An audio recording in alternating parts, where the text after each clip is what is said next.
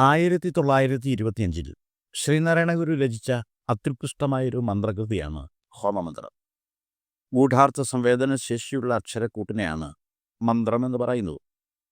മന്ത്രങ്ങളെല്ലാം മനനപ്രധാനങ്ങളാണ്. Who എന്ന ശബ്ദധാതുവിൽ നിന്നും നിഷ്പദിച്ചുണ്ടായ പദമാണ് ഹോമം. അഗ്നിവിദ്യ എന്നാണ് ഹോമപദത്തിൻ്റെ വാഗർത്ഥം. വൈദിക ഹോമം ഒരു പ്രതീകകർമ്മമാണ്. ഹോമകർമ്മത്തിൻ്റെ പിന്നിലുള്ള ദാർശനികവും പ്രതീകാത്മകവുമായ പൊരുളിനെ അനാവരണം ചെയ്യുന്ന മന്ത്രമാണ് ഗുരുകൃതമായ ഹോമമന്ത്രം. ശ്രീനാരായണ ഗുരുദേവകൃതമായ ഹോമമന്ത്ര രചനയ്ക്ക് ഒരു ചരിത്ര പശ്ചാത്തലമുണ്ട്. 19-ാം നൂറ്റാണ്ടിൻ്റെ ഉത്തരാർദ്ധം മുതൽ 20-ാം നൂറ്റാണ്ടിൻ്റെ പൂർവാർദ്ധം വരെയുള്ള കാലഘട്ടം ഭാരതത്തിൽ ആധ്യാത്മിക നവോത്ഥാനത്തിൻ്റെ കാലഘട്ടമായിരുന്നു.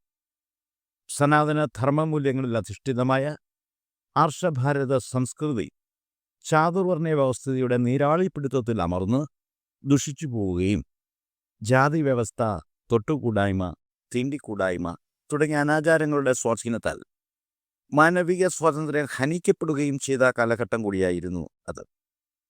സനാതന ധർമ്മമൂല്യങ്ങളെ പുനരുജ്ജീവിപ്പിച്ച് ജനങ്ങളെ ഉത്കർഷത്തിലേക്ക് നയിക്കുക എന്ന ലക്ഷ്യത്തോടുകൂടി പല നവോത്ഥാന പ്രസ്ഥാനങ്ങളും അക്കാലത്ത് പിറവിയെടുത്തു. 1828 രാജാറാം മോഹൻ റോയിയുടെ നേതൃത്വത്തിൽ സ്ഥാപിതമായ ബ്രഹ്മസമാജവും 1875 സ്വാമി ദയാനന്ദ സരസ്വതിയുടെ നേതൃത്വത്തിൽ സ്ഥാപിതമായ ആര്യസമാജവും അവയിൽ ഉൾപ്പെടുന്നു. കേരളത്തിൽ ശ്രീനാരായണ ഗുരുവിൻ്റെ നേതൃത്വത്തിൽ നവോത്ഥാന പ്രക്രിയ ശക്തി പ്രാപിച്ചതും അക്കാലഘട്ടത്തിൽ തന്നെയായിരുന്നു. നവോത്ഥാന പ്രക്രിയയിൽ വിദ്യാഭ്യാസത്തിൻ്റെ പ്രാധാന്യം തിരിച്ചറിഞ്ഞ രവീന്ദ്രനാഥ ടാഗോർ വിശ്വഭാരതി വിശ്വവിദ്യാലയത്തിനു വേണ്ടി ധനശേഖരണാർത്ഥം കേരളം സന്ദർശിച്ച വേളയിൽ 1922 നവംബർ 15 ശിവഗിരിയിലെത്തി ശ്രീനാരായണ ഗുരുവുമായി ധർമ്മസംവാദത്തിൽ ഏർപ്പെടുകയുണ്ടായി. ആ സംഭവാനന്തരം ടാഗോർ ഒരു പ്രസ്താവന നടത്തി. ഞാൻ ലോകത്തിൻ്റെ വിവിധ ഭാഗങ്ങൾ സന്ദർശിച്ചിട്ടുണ്ട്. എൻ്റെ യാത്രകൾക്കിടയിൽ പല മഹർഷിമാരുമായും പുണ്യാത്മാക്കളുമായും സമ്പർക്കം പുലർത്താനുള്ള ഭാഗ്യവും എനിക്ക് സിദ്ധിച്ചിട്ടുണ്ട്. എന്നാൽ മലയാളക്കരയിലെ ശ്രീനാരായണ ഗുരുദേവനേക്കാൾ ആധ്യാത്മിക മഹത്വമുള്ള മറ്റാരെയും ദർശിക്കാൻ എനിക്ക് സാധിച്ചിട്ടില്ല. ഈശ്വര ചൈതന്യം തുളുമ്പുന്ന ആ മുഖതേജസ്സും അനന്തതയുടെ വിദൂര ചക്രവാളങ്ങളിലേക്ക് നീങ്ങുന്ന ആ യോഗ നയനങ്ങൾ എനിക്കൊരിക്കലും വിസ്മരിക്കാൻ കഴിയില്ല. ടാഗോറിനൊപ്പമുണ്ടായിരുന്ന CF ആൻഡ്രൂസും ഗുരുവുമായി നടന്ന കൂടിക്കാഴ്ചയെപ്പറ്റി പ്രസ്താവന നടത്തിയിരുന്നു. ഞാൻ ദൈവത്തെ മനുഷ്യരൂപത്തിൽ കണ്ടു. അത് ഭാരതത്തിൻ്റെ തെക്കേയറ്റത്ത് മലയാളക്കരയിൽ വിജയിച്ചരുളുന്ന ശ്രീ നാരായണ ഗുരുദേവനത്ര. ഈ രണ്ട് മഹാന്മാരുടെയും പ്രസ്താവനകൾ ദേശീയ പത്രങ്ങൾ പ്രസിദ്ധീകരിച്ചതുമൂലം ഭാരതം മുഴുവനും അത് പ്രചരിച്ചു. അങ്ങനെ ശ്രീനാരായണ ഗുരുവിൻ്റെ മഹാത്മ്യം ആര്യസമാജക്കാരുടെയും ശ്രദ്ധയിൽപ്പെട്ടു.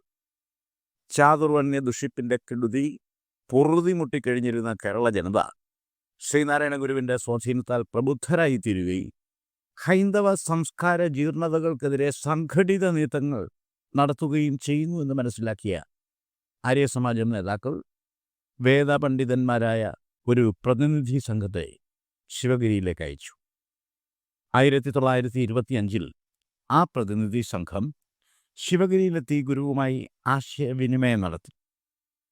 വൈദിക ഹോമങ്ങൾ നടത്തുന്നത് ഉത്കർഷകരമായി ഭവിക്കുമെന്നും ശിവഗിരിയിലൊരു വൈദിക ഹോമം നടത്താൻ അനുമതി നൽകണമെന്നും അവർ അഭ്യർത്ഥിച്ചു. ഗുരുദേവൻ അതിനെ സമ്മതിക്കുകയും വേണ്ട സഹായങ്ങൾ ചെയ്തു കൊടുക്കാൻ ശിഷ്യന്മാരിൽ ചിലരെ നിയോഗിക്കുകയും ചെയ്തു. ഹോമത്തിനുള്ള ഒരുക്കങ്ങളെല്ലാം പൂർത്തിയായപ്പോൾ ഗുരു ഒരു കടലാസിൽ കുറിച്ച ഗുരുകൃതമായ ഹോമമന്ത്രം ആര്യസമാജം പ്രതിനിധി സംഘത്തിന് കൈമാറുകയും ആ മന്ത്രം ചൊല്ലി ഹോമം നടത്തുന്നതിൽ വിരോധമുണ്ടോ എന്ന് ആരായുകയും ചെയ്തു. വേദപണ്ഡിതന്മാരായ ആര്യസമാജം പ്രതിനിധികൾ ഗുരു കൈമാറിയ ഹോമമന്ത്രം വായിച്ചതിനു ശേഷം, സ്വാമിജി, നമ്മുടെ വേദങ്ങളിൽ നിന്ന് കൈമോശം വന്നുപോയ ഒരു മന്ത്രമാണല്ലോ ഇത്. അങ്ങേക്കിത് ഏത് ഗ്രന്ഥത്തിൽ നിന്നുമാണ് കിട്ടിയത് എന്ന് ചോദിച്ചു. അവരുടെ ചോദ്യത്തിന് ഉത്തരമായി ഗുരു പറഞ്ഞു, അങ്ങനെ വരാൻ തരമില്ലല്ലോ. ഈ മന്ത്രം നാം ഇപ്പോൾ രചിച്ചു കഴിഞ്ഞിട്ടല്ലേ ഉള്ളൂ. ഗുരുവിൻ്റെ മറുപടി കേട്ട് അത്ഭുത പരതന്ത്രരായി തീർന്ന ആ പണ്ഡിതന്മാർ മറുത്തൊരു വാക്കുപോലും പറയാതെ ഗുരുവിനെ നമസ്കരിച്ചു എന്നാണ് ചരിത്രരേഖകളിൽ കാണുന്നത്. അന്നു മുതൽ ശിവഗിരിയിലെ അന്തേവാസികൾ ഗുരുകൃതമായ ഹോമമന്ത്രം ചൊല്ലി ശാന്തി ഹവനം നടത്താൻ തുടങ്ങി. അത് ഇന്നും തുടരും. ഹോമം എന്തിന്? ഹു എന്ന അക്ഷരധാതുവിൽ നിന്ന് നിഷ്പന്ദിച്ചുണ്ടായ പദമാണ് ഹോമം. ത്യാഗബുദ്ധിയോടുകൂടിയുള്ള ആത്മസമർപ്പണമാണ് ആന്തരിക ഹോമം. വൈദിക ഹോമകർമ്മം പ്രതീക അഗ്നിവിദ്യയാണ്. ഗൃഹസ്ഥന്മാർ നടത്തിക്കുന്ന വാസ്തുപൂജ, ഗണപതി ഹോമം തുടങ്ങിയവ ഹോമത്തിൻ്റെ ലഘുരൂപങ്ങളാണ്. സന്ധ്യാദീപം കൊളുത്തുന്നതും സുഗന്ധദ്രവ്യങ്ങൾ പുകയ്ക്കുന്നതും പള്ളികളിൽ മെഴുകുതിരി കത്തിക്കുന്നതും മംഗളകർമ്മങ്ങൾ നടത്തുമ്പോൾ വിളക്ക് തെളിയിക്കുന്നതുമൊക്കെ ഹോമകർമ്മങ്ങളുടെ പട്ടികയിൽപ്പെടുന്ന കാര്യങ്ങളാണ്. അശ്വമേധയാഗം, സോമയാഗം, സുദർശന ഹോമം, വിശ്വജിത് യാഗം, ദിഗ്വിജയ സത്രം തുടങ്ങിയവ വിപുലങ്ങളായ ഹോമമന്ത്രങ്ങളാണ്. താത്വികമായി ഇവയെല്ലാം ആത്മസമർപ്പണത്തിൻ്റെയും അഹന്താത്യാഗത്തിൻ്റെയും പ്രതീകങ്ങളാണ്. സർവവിഘ്ന നിവാരണ ശക്തി പ്രതീകമാണ് ഗണപതി. ഏതൊരു മംഗളകാര്യവും സമാരംഭിക്കുന്നതിൻ്റെ മുന്നോടിയായി ഗൃഹസ്ഥന്മാർ നടത്തുന്ന ഗണപതി ഹോമം വിഘ്ന നിവാരണ ഇച്ഛാശക്തിയുടെ കർമ്മപ്രതീകമാണ്. ഗണപതിക്ക് മുന്നിൽ നാളികേരമുടയ്ക്കുന്ന വഴിപാട് ദാർശനിക പിൻബലമുള്ള ഒരു പ്രതീക കർമ്മമാണ്. ഞാൻ ഭാവത്തെയും ദേഹോഹ ചിന്തയെയും വ്യക്തിയാഭിമാന ബോധത്തെയും വിഘ്ന നിവാരണ ശക്തിക്ക് മുന്നിൽ തച്ചുടയ്ക്കുന്ന പ്രതീകവൃത്തിയാണ് ഗണപതിക്ക് മുന്നിൽ നാളികേരമുടയ്ക്കുന്ന വഴിപാടിലൂടെ നടത്തപ്പെടുന്നത്. ആത്മീയ ശാന്തിക്കും ഭൗതിക ഐശ്വര്യത്തിനും വേണ്ടിയുള്ള നിർവ്യാജ ഇച്ഛാശക്തിയാണ് തങ്ങളെ നയിക്കുന്നതെന്നും അതുവഴി പ്രകൃതിക്കോ സഹജീവികൾക്കോ യാതൊരുവിധ കഷ്ടനഷ്ടങ്ങളും ഉണ്ടാക്കാൻ ബോധപൂർവമായ പ്രവൃത്തികളൊന്നും തങ്ങളുടെ ഭാഗത്തു നിന്നും ഉണ്ടാവുകയില്ല എന്നുമുള്ള പ്രതീക സമർപ്പിത വാഗ്ദത്തമാണ് ഗൃഹസ്ഥന്മാർ നടത്തിക്കുന്ന ഹോമകർമ്മത്തിന് പിന്നിലെ ഗൂഢപ്രഘോഷണം. യജ്ഞഭാഷയും തന്ത്രഭാഷയും മന്ത്രഭാഷയും അതിഗോപ്യങ്ങളായതിനാൽ സാധാരണക്കാർക്കവ അപ്രാപ്യങ്ങളാണ്. എന്നാൽ വിശ്വം മുഴുവൻ നിറഞ്ഞു വിരാജിക്കുന്ന ക്രിയാശക്തിക്ക് അഗ്രാഹ്യമായി ഒരു ഭാഷയുമില്ല. വൈദിക വിജ്ഞന്മാരായ പുരോഹിതന്മാരെ കൊണ്ട് ഹോമം നടത്തിച്ച് ദക്ഷിണ കൊടുത്താൽ അത് ചെയ്യിക്കുന്നവർക്ക് ഫലസിദ്ധി ഉണ്ടാകും എന്നാണ് വൈദിക ശാസ്ത്രം അനുശാസിക്കുന്നത്. ഈ അനുശാസനത്തിന് ദാർശനികവും ശാസ്ത്രീയവുമായ പിൻബലമുണ്ട്. സത്യദർശികളായ ഋഷീശ്വരന്മാർ വികസിപ്പിച്ചെടുത്ത വൈദിക വിധികൾ ഒന്നും നിരർത്ഥകങ്ങളല്ല. കഠോപനിഷത്തിൽ അഗ്നിവിദ്യാ രഹസ്യത്തെപ്പറ്റി വിശദമായി പ്രതിപാദിച്ചിട്ടുണ്ട്. അശ്വമേധയാഗം, ദിഗ്വിജയയാഗം, സോമയാഗം, വിശ്വജിത് യാഗം തുടങ്ങിയ മഹായാഗങ്ങളും പ്രതീക അഗ്നികർമ്മങ്ങൾ തന്നെയാണ്. അശ്വമേധയാഗത്തിന് പിന്നിലെ ദാർശനികത എന്താണെന്ന് നമുക്കൊന്ന് പരിശോധിക്കാം. കുതിര ഹോമം എന്നാണ് അശ്വമേധയാഗത്തിൻ്റെ വാഗർത്ഥം. കുതിര ശക്തിയുടെ പ്രതീകമാണ്. അശ്വമേധം നടത്തുന്ന യജമാനൻ്റെ കായശക്തിയാഭിമാനത്തെ ഹോമിക്കുന്ന പ്രതീക അഗ്നിവിദ്യയാണ് അശ്വമേധയാഗം. 100 അശ്വമേധയാഗങ്ങൾ നടത്തുന്നവന് ഇന്ദ്രപദവി സംസിദ്ധമായി തീരുമെന്നൊരു യാഗവിധിയുണ്ട്. 100 കുതിരകളെ കൊന്നു ഹോമിക്കുന്ന ഭൗതിക കർമ്മമല്ല ഈ യാഗവിധിയിൽ ശുപാർശ ചെയ്തിരിക്കുന്നത്. ഈ യാഗവിധിയെ ജ്ഞാനതലത്തിൽ മൂല്യനവീകരണം ചെയ്ത് പരിശോധിച്ചാൽ മാത്രമേ ഈ പറഞ്ഞിരിക്കുന്നതിൻ്റെ ഉൾപ്പൊരുൾ വെളിപ്പെട്ട് കിട്ടുകയും. മനുഷ്യൻ്റെ പരമായുസ് 100 വർഷം എന്നൊരു കണക്കുണ്ട്. ആയുഷ്കാലം മുഴുവനും ദേഹാഭിമാനമില്ലാതെയും വ്യക്തി അഹന്തയില്ലാതെയും ജ്ഞാനമാർഗത്തിൽ സഞ്ചരിക്കുന്നതിനെയാണ് 100 അശ്വമേധയാഗമായി പ്രതീകവൽക്കരിച്ചിരിക്കുന്നത്. മേധയിലെ അഹന്തയാണ് ഇവിടെ ഹോമിക്കപ്പെടേണ്ടതായി ശുപാർശ ചെയ്യപ്പെട്ടിരിക്കുന്ന അശ്വം. ഉപനിഷത്തുക്കളിലെ ഇന്ദ്രൻ ഇന്ദ്രിയനാഥനായ ആത്മജ്യോതിസാണ്. ജീവിതകാലം മുഴുവനും ജ്ഞാനമാർഗത്തിൽ സഞ്ചരിക്കുന്നവന് ജ്ഞാനസ്വരൂപതയിലേക്ക് സ്വയം ഉയരാനും ഉത്കൃഷ്ട ജീവിതം നയിക്കാനും സാധിക്കും എന്നാണ് 100 അശ്വമേധയാഗം നടത്തുന്നവന് ഇന്ദ്രപദവി ലഭിക്കുമെന്ന് പറയപ്പെട്ടിരിക്കുന്നതിൻ്റെ ഗൂഢാർത്ഥം. കർമ്മകാണ്ഡ വിധിപ്രകാരമുള്ള അശ്വമേധയാഗത്തെപ്പറ്റി സാമാന്യജ്ഞാനം നേടിയെടുത്താൽ മേൽപ്പറഞ്ഞ ഗൂഢാർത്ഥം ഗ്രഹിക്കാൻ എളുപ്പമാണ്. പ്രാചീന ഭാരതത്തിലെ രാജാക്കന്മാർ ചക്രവർത്തി പദവി നേടിയെടുക്കുന്നതിനായി നടത്തിയിരുന്ന യാഗമാണ് അശ്വമേധയാഗം. അശ്വമേധയാഗം നടത്താൻ തീരുമാനിക്കുന്ന രാജാവ് ലക്ഷണയുക്തനായ ഒരു കുതിരയെ യാഗാശ്വമായി തിരഞ്ഞെടുക്കും. 3 രാത്രി ആ അശ്വം യജ്ഞശാലയിൽ യജ്ഞപുരോഹിതന്മാരാൽ സംരക്ഷിക്കപ്പെടും. അതിനുശേഷം അശ്വത്തെ യഥേഷ്ടം സഞ്ചരിക്കാനായി അഴിച്ചുവിടും. രാജഭടന്മാരാൽ അനുഗമിക്കപ്പെടുന്ന അശ്വം നാനാരാജ്യങ്ങളും ചുറ്റിക്കറങ്ങും. ഏതെങ്കിലും ഒരു രാജ്യത്തെ രാജാവ് അശ്വത്തെ പിടിച്ചുകെട്ടിയാൽ ആ രാജാവിനെ യുദ്ധം ചെയ്ത് തോൽപ്പിച്ചതിന് ശേഷം അശ്വത്തെ വീണ്ടെടുത്ത് യാത്ര തുടരണം. 1 സംവത്സരക്കാലം ഇപ്രകാരം ഊരുകൾ ചുറ്റി കുതിര തിരിച്ചെത്തിയാൽ മാത്രമേ അശ്വമേധയാഗം നടത്താൻ വിധിയുണ്ടായിരുന്നു. യാഗാശ്വത്തെ പ്രതീകമാക്കി ചക്രവർത്തി പദവി നേടിയെടുക്കാൻ വേണ്ടി മഹാരാജാക്കന്മാർ നടത്തിയിരുന്ന അശ്വമേധയാഗം തികച്ചും പ്രതീകാത്മകമായിരുന്നു. യാഗാശ്വത്തെ കൊന്ന് അതിൻ്റെ വപ, അതായത് കൊഴുപ്പ് ചേർന്ന മാംസം ഹോമിക്കുന്ന പ്രതീകകർമ്മം അഹന്താത്യാഗത്തെയാണ് പ്രതീകവൽക്കരിക്കുന്നത്. അശ്വഹോമാനന്തരമുള്ള ദക്ഷിണ ജ്ഞാനികളെ ആദരിക്കുന്നതിൻ്റെയും അന്നദാനം, വസ്ത്രദാനം, സ്വർണദാനം, ഭൂദാനം, ഗോദാനം തുടങ്ങിയ അനുബന്ധ ചടങ്ങുകൾ പങ്കുവയ്ക്കലിൻ്റെയും സഹവർത്തിത്വത്തിൻ്റെയും പാരസ്പര്യത്തിൻ്റെയും പ്രതീകങ്ങളാണ്. ചക്രവർത്തിയുടെ കിരീടവും ചെങ്കോലും ഉത്തരവാദിത്വത്തിൻ്റെയും കടമാ നിർവഹണ പ്രതിജ്ഞാബദ്ധതയുടെയും പ്രതീക ചിഹ്നങ്ങളാണ്. നിഷ്പക്ഷതയോടും നിസ്വാർത്ഥതയോടും കൂടി ലോകമംഗളാർത്ഥം പ്രവർത്തിക്കാൻ പ്രതിജ്ഞാബദ്ധനായ പൊതുസേവകനാകുന്നു ചക്രവർത്തി എന്നാണ് ചക്രവർത്തി പദവി മുദ്രകൾ പ്രതീകവൽക്കരിക്കുന്നു. അശ്വമേധയാഗം ഒരു പ്രതീക വൈദിക കർമ്മമാണ്. വാസ്തവത്തിൽ അശ്വമല്ല, മറിച്ച് വ്യക്തിയാഭിമാന ബോധമാണ് അവിടെ ഹോമിക്കപ്പെടുന്നത്. ബൃഹദാരണ്യക ഉപനിഷത്തിൽ ഇക്കാര്യം വിശദമായി പ്രതിപാദിച്ചിട്ടുണ്ട്. വിശ്വജിത്ത് യാഗം അതെന്താണ് നമുക്കൊന്ന് പരിശോധിക്കാം. വിശ്വത്തെ ജയിക്കാൻ വേണ്ടി നടത്തുന്ന ആന്തരികമായ പ്രതീക യാഗമാണ് വിശ്വജിത്ത് യാഗം. വിശ്വത്തെ തോൽപ്പിക്കുക എന്നോ കീഴടക്കുക എന്നോ അല്ല വിശ്വജിത്ത് യാഗം കൊണ്ട് ഉദ്ദേശിക്കുന്നത്.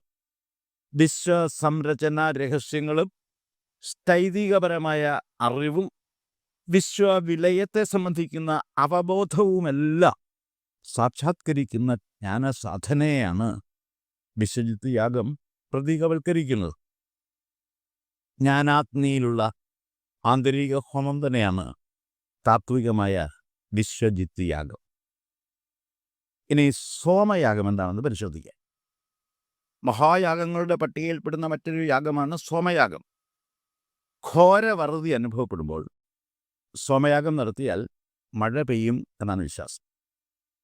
അന്തരീക്ഷവായുവിനെ ഘനീഭവിപ്പിക്കാൻ സോമയാഗത്തിൽ ഹോമിക്കുന്ന ഹവിസുകൾ പുറപ്പെടുവിക്കുന്ന ധൂമപാളികൾക്ക് ശേഷിയുണ്ടെന്ന് സാരം.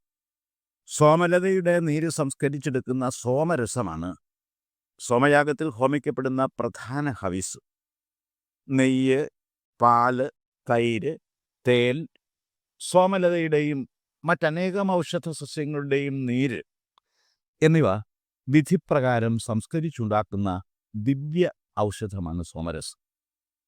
മന്ദപൂജയെപ്പറ്റി പ്രതിപാദിക്കുന്നിടത്ത് സോമരസ നിർമ്മാണ വിധിയെപ്പറ്റിയും ഛാന്തോഗ്യ ഉപനിഷത്ത് വിശദീകരിക്കുന്നുണ്ട്. ചുരുക്കി പറഞ്ഞാൽ ഗൂഢഭാഷയിലൂടെ അവതരിപ്പിക്കപ്പെട്ടിട്ടുള്ള യജ്ഞവിധികളൊന്നും ഹിംസാത്മകമോ ഋണാത്മകമോ അല്ല. സ്വാർത്ഥമോഹികളും ബുദ്ധിരാക്ഷസന്മാരുമായ വൈദിക പുരോഹിതന്മാർ യജ്ഞവിധികളെ ദുർവ്യാഖ്യാനം ചെയ്ത് കർമ്മകാണ്ഡ വിധികളെ അബദ്ധ ജടിലങ്ങളാക്കി തീർക്കുകയാണ് ചെയ്തത്. ഇക്കാര്യം മനസ്സിലാക്കിയ ഉൽപ്പതിഷ്ണുക്കളായിരുന്നു ബ്രഹ്മസമാജക്കാരും ആര്യസമാജക്കാരും. വൈദിക സംസ്കാരത്തെ മൂല്യനവീകരണത്തിലൂടെ പുനരുജ്ജീവിപ്പിക്കുക എന്നതായിരുന്നു അവരുടെ ലക്ഷ്യം. എന്നാൽ അവർ സൈദ്ധാന്തിക അദ്വൈതത്തെ അംഗീകരിച്ചിരുന്നെങ്കിലും പ്രായോഗിക അദ്വൈതത്തിന് അനുകൂലമായിരുന്നില്ല. ബ്രാഹ്മണ മേൽക്കോയ്മയും ജാതി വ്യവസ്ഥിതിയും ഉന്മൂലനം ചെയ്യാൻ ക്രിയാത്മകമായ ഇടപെടൽ അവരുടെ ഭാഗത്തുനിന്നും ഉണ്ടായുമില്ല. സ്വാമി ദയാനന്ദ സരസ്വതിയുടെ നേതൃത്വത്തിലുള്ള ആര്യസമാജക്കാരുടെ നവോത്ഥാന മാതൃകയെ എതിർക്കാൻ നിൽക്കാതെ പ്രായോഗിക അദ്വൈതത്തിൻ്റെ ശ്രേഷ്ഠത അവർക്ക് മനസ്സിലാക്കി കൊടുക്കുക എന്ന ലക്ഷ്യത്തോടു കൂടിയാണ് ശ്രീനാരായണ ഗുരുദേവൻ ഹോമമന്ത്രം രചിച്ചത്. ഗുരുകൃതമായ ഹോമമന്ത്രം തികച്ചും മനനാത്മകമായ ഒരു മന്ത്രകൃതിയാണ്. അതൊരു മന്ത്ര ഉപനിഷത്താണ്. കർമ്മോപാസകന്മാർക്കും ഈ ഹോമമന്ത്രം പ്രയോഗ സാധുതയുള്ളത് തന്നെയാണ്. ദിശാബോധമുള്ള പരിശീലനവും അനുസന്ധാനവും ആവശ്യമാണെന്ന് മാത്രം. ഇത്രയും കാര്യങ്ങൾ ആമുഖമായി മനസ്സിലാക്കിയതിനു ശേഷം വേണം ശ്രീനാരായണ ഗുരുദേവകൃതമായ ഹോമമന്ത്രത്തിൻ്റെ പഠനത്തിലേക്ക് നാം പ്രവേശിക്കുക. ഓം അഗ്നേ തവ യത്തേജസ്തത് ബ്രാഹ്മം അതസ്ത്വം പ്രത്യക്ഷം ബ്രഹ്മാസി ത്വദീയാ ഇന്ദ്രിയാണി മനോബുദ്ധിരിതി സപ്തജിഹ്വാ ത്വയി വിഷയായിതി സമിധോ ജുഹോമി അഹമിത്യാജ്യം ജുഹോമി ത്വം നഃ പ്രസീദ പ്രസീദ ശ്രേയശ്ച പ്രേയശ്ച പ്രയച്ഛ സ്വാഹാ. ഓം ശാന്തി ശാന്തി ശാന്തി. ഇതാണ് ശ്രീനാരായണ ഗുരുദേവകൃതമായ ഹോമമന്ത്രം. ആദ്യമായി നമുക്ക് ഈ ഹോമമന്ത്രത്തിലെ പദാനുപദ അർത്ഥങ്ങൾ മനസ്സിലാക്കാം. ഓം അഗ്നേ, ഓങ്കാരസ്വരൂപനായ അഗ്നിദേവ, തവ, നിന്റെ, യത് തേജസ്, യാതൊരു തേജസ്സുണ്ടോ, തത്, അത്, ബ്രാഹ്മം, ബ്രഹ്മതേജസ്സാകുന്നു, അതഹ, അതുകൊണ്ട്, ത്വം, നീ, പ്രത്യക്ഷം ബ്രഹ്മ അസി, പ്രത്യക്ഷത്തിലുള്ള ബ്രഹ്മമാകുന്നു, ഇന്ദ്രിയാണി മനോ ബുദ്ധി ഇതി, ഇന്ദ്രിയാണി മന ബുദ്ധി, ഇത് ഇന്ദ്രിയങ്ങളും മനസ്സും ബുദ്ധി, ത്വദീയാ, നിന്റെ, സപ്തജിഹ്വായിതി, 7 നാക്കുകളായും, സമിധ വിഷയായിതി, വിഷയങ്ങളെ സമിത്തുക്കളായും ഭാവന ചെയ്തുകൊണ്ട്, ത്വയി ജുഹോമി, നിന്നിൽ ഞാൻ ഹോമിക്കുന്നു. ഈ മന്ത്രത്തിൻ്റെ സംക്ഷിപ്തമായ വാച്യാർത്ഥം ഇങ്ങനെയാണ്. ഓങ്കാരസ്വരൂപനായ അഗ്നിദേവ, നിന്റെ യാതൊരു തേജസ്സുണ്ടോ, അത് ബ്രഹ്മതേജസ്സാകുന്നു. അതുകൊണ്ട് നീ പ്രത്യക്ഷത്തിലുള്ള ബ്രഹ്മമാകുന്നു. ജ്വലിച്ചുയരുന്ന നിന്റെ 7 നാവുകൾ ഇന്ദ്രിയങ്ങളെയും മനസ്സിനെയും ബുദ്ധിയെയുമാണ് പ്രതീകവൽക്കരിക്കുന്നത്. വിഷയങ്ങളെ സമിത്തുക്കളായി ഞാൻ നിന്നിൽ ഹോമിക്കുന്നു. എന്നിലെ അഹത്തെ, അതായത് ഞാൻ എന്ന ഭാവത്തെ നെയ്യായി സങ്കല്പിച്ചുകൊണ്ട് ഞാൻ നിന്നിൽ ഹോമിക്കുന്നു. നീ ഞങ്ങളിൽ പ്രസാദിച്ചാലും പ്രസാദിച്ചാലും. ഓം ശാന്തി ശാന്തി ശാന്തി. ഓങ്കാരധ്യാനത്തോടു കൂടിയാണ് ഗുരുകൃതമായ ഹോമമന്ത്രം സമാരംഭിക്കുന്നത്. ഭാരതീയ തത്വചിന്തയിലും ആത്മാന്വേഷണ സങ്കേതങ്ങളിൽ പ്രയോഗിക്കപ്പെട്ടു പോരുന്ന ഏകാക്ഷരമാണ് ഓങ്കാരം. വൈദിക കർമ്മകാണ്ഡത്തിലും വേദാന്തത്തിലും ഓങ്കാരം ഒരുപോലെ വാഴ്ത്തപ്പെട്ടിട്ടുണ്ട്. ഏകാക്ഷരം ത്വക്ഷരേ അത്രാസി സോമേ സുഷുമ്നായാം ചേഹ ദൃഢീ ഏകത്വം. അതായത് സോമമാർഗത്തിലൂടെയും സുഷുമ്നാ മാർഗത്തിലൂടെയും സാക്ഷാത്കരിച്ച് ദൃഢീകരിച്ചിട്ടുള്ളതും നാശരഹിതവുമായ ഏകമായ പൊരുളാകുന്നു ഓം എന്ന ഏകാക്ഷരം എന്നാണ് ഏകാക്ഷരോപനിഷത്തിൽ ഓങ്കാരം നിർവചിക്കപ്പെട്ടിരിക്കുന്നത്. സോമയാഗം മുതലായ വൈദിക കർമ്മങ്ങളിലൂടെ സത്യസാക്ഷാത്കാരം നേടിയെടുക്കുന്ന അഗ്നിവിദ്യയാണ് സോമമാർഗം എന്നിവിടെ പറഞ്ഞിരിക്കുന്നു. പ്രാണായാമാധിഷ്ഠിതമായ കുണ്ടലിനി വിദ്യ പോലെയുള്ള യോഗവിദ്യയിലൂടെയുള്ള സത്യസാക്ഷാത്കാര സാധനാ മാർഗമാണ് സുഷുമ്നാ മാർഗം. അഗ്നിവിദ്യ വൈദികവും യോഗവിദ്യ ഔപനിഷദവുമാണ്. കർമ്മകാണ്ഡികളും ജ്ഞാനകാണ്ഡികളും ഒരുപോലെ ഓങ്കാരത്തെ ധ്യാനിക്കും. ഓങ്കാരത്തിൻ്റെ ശബ്ദഘടന പരിശോധിച്ചാൽ ഓം എന്ന ഏകാക്ഷരം ആ ഉ മ അല്ലെങ്കിൽ അകാര ഉകാര മകാര യോഗമാണെന്ന് മനസ്സിലാക്കാൻ സാധിക്കും. ആ സൃഷ്ടിയെയും ഉ സ്ഥിതിയെയും മാ സംഹാരാത്മകമായ വിലയനത്തെയുമാണ് പ്രതീകവൽക്കരിക്കുന്നത്. ഇതിൻ്റെ തത്വാർത്ഥം അല്ലെങ്കിൽ ഫിലോസഫിക്കൽ മീനിങ് ഇങ്ങനെയാണ്. ഓങ്കാരത്തിൻ്റെ താത്വിക പൊരുൾ വിശദമായി പഠിപ്പിച്ചു തരുന്ന ഉപനിഷത്ത് മാണ്ഡൂക്യ ഉപനിഷത്താണ്. ജാഗ്രത്, സ്വപ്നം, സുഷുപ്തി, തുരീയം എന്നീ 4 അവസ്ഥകളായിട്ടാണ് മാണ്ഡൂക്യ ഉപനിഷത്ത് ഓങ്കാരപ്പൊരുളിനെ വിശദീകരിച്ചു തരുന്നത്. ആ ഉ മ അല്ല, എവിടെ വേണേൽ മാ എന്ന് പറയാം. അപ്പം അത് 3 കൂടെ ചേർപ്പ് അകാര ഉകാര മകാര യോഗമാണ് ഓങ്കാരം. അപ്പം ഈ നിർദ്ധാരണ സൂത്രവാക്യത്തിൽ അകാരത്തെ ജാഗ്രത അവസ്ഥയായും ഉകാരത്തെ സ്വപ്നാവസ്ഥയായും മകാരത്തെ സുഷുപ്തി അവസ്ഥയായിട്ടുമാണ് വിശദീകരിച്ച് തന്നിട്ടുള്ളത്. അകാര ഉകാര മകാരമയമായ ഓങ്കാരപ്പൊരുളിനെ അല്ലെങ്കിൽ അകാര ഉകാര മകാര യോഗമായ ഓങ്കാരപ്പൊരുളിനെ തുരീയമായും ഈ ഉപനിഷത്ത് പഠിപ്പിച്ചു തരുന്നു. ബാഹ്യലോകബോധം ഉണർന്നിരിക്കുന്ന അവസ്ഥയാണ് ജാഗ്രത. ഈ അവസ്ഥയിൽ ഇന്ദ്രിയങ്ങളും അന്ധകരണ ചതുഷ്ടയവും പൂർണ്ണമായും ഉണർന്ന് പ്രവർത്തിക്കും.